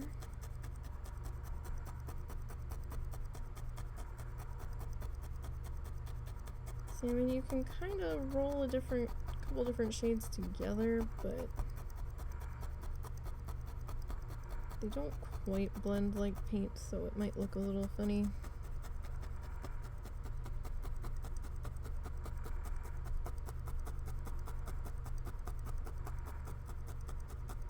It'll definitely be stripy, I'll put it that way.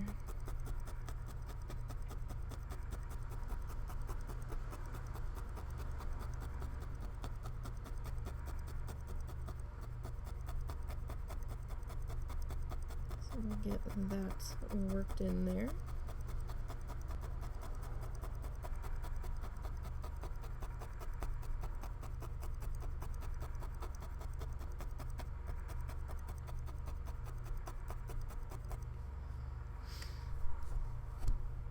Now he kind of does a whole bunch of bushes and shrubs and all of the things, but then he comes in and puts his little cabin guy in.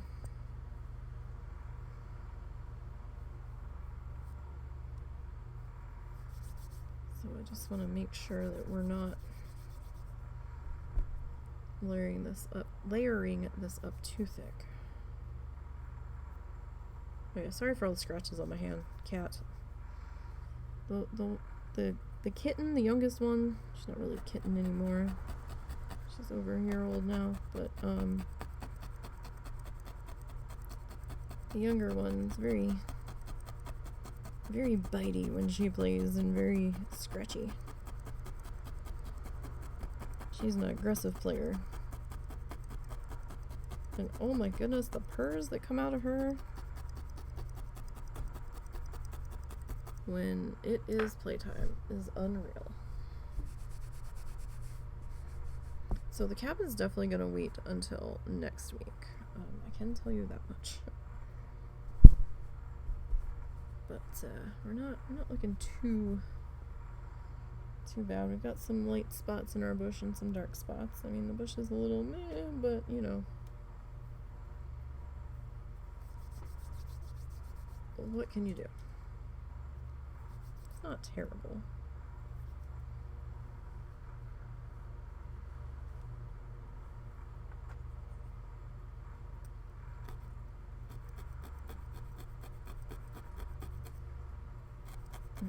start to get this guy worked in here.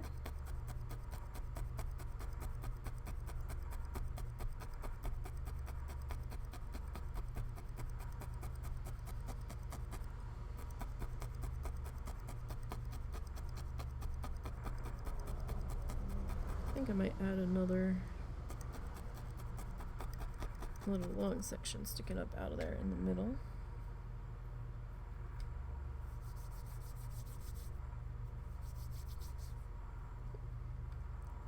Sometimes if you lick your finger just a little bit, or if you have like a wet paper towel, you can get your finger a little bit damp on. It can help with the roving to help make it stick a little bit better to get it to what you are trying to do with it.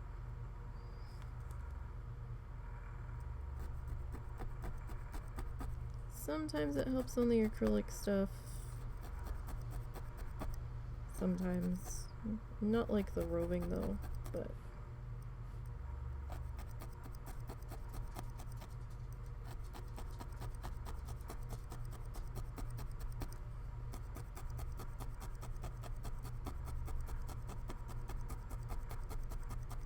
it can help keep it a little bit in line.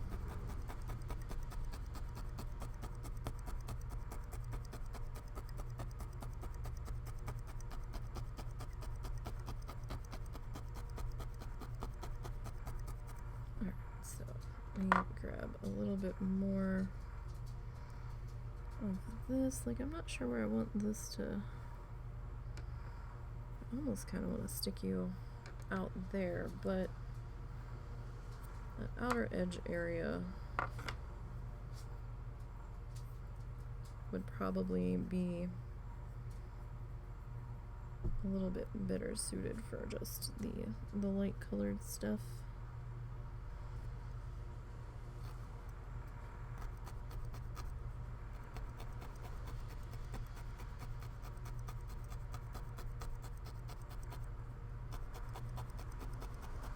Alright, so I'm just trying to give the impression that there's different layers of colors and things in here. Where they're kind of overlapping each other. Just for the moment, because there's going to be more shit going on over here as we advance further.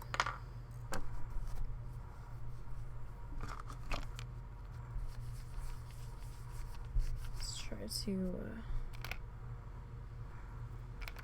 get this re-flattened out here.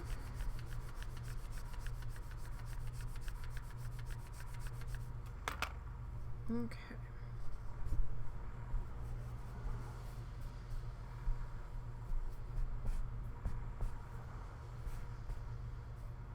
So he's got some more bushy things coming right on down the row here, kind of sticking up and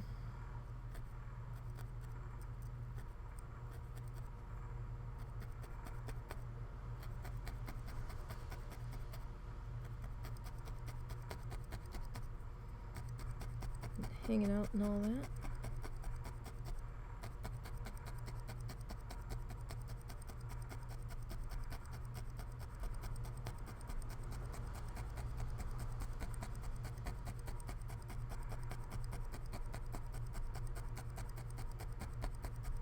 And it's okay if this one's a little bit airy.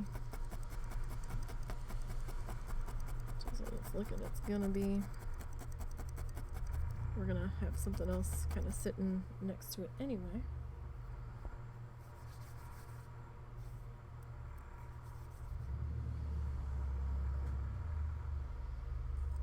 Kind of tucked in here.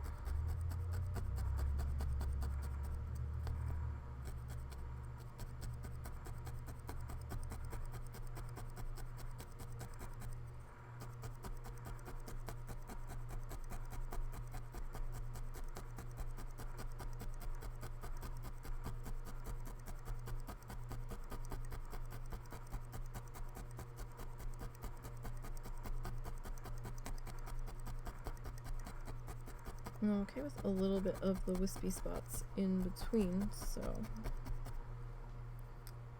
we will figure that out. But I think we're gonna stop right there for today,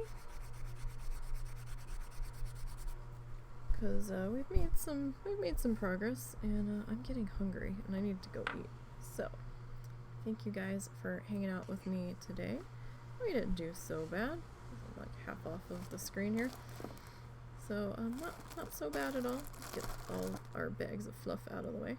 So we've got our tree in here. We're starting to get our little groundy cove in. This might have to come down just a little bit more. We'll see how much real estate we need for our cabin as we get there. If we have to add more in, then we'll add more in. We'll figure it out. But I thank you guys so much for hanging out with me this afternoon, evening. And don't forget to follow all of the places down below, the Twitter, the Instagram, the YouTube channel, the Kofi page, all of the things and stuff. And let's see, who do we want to go visit today? Let's see. Who is around? So there's not too many people on my list that are around. Let's see here. Alright, I guess we can go check out this person. They are playing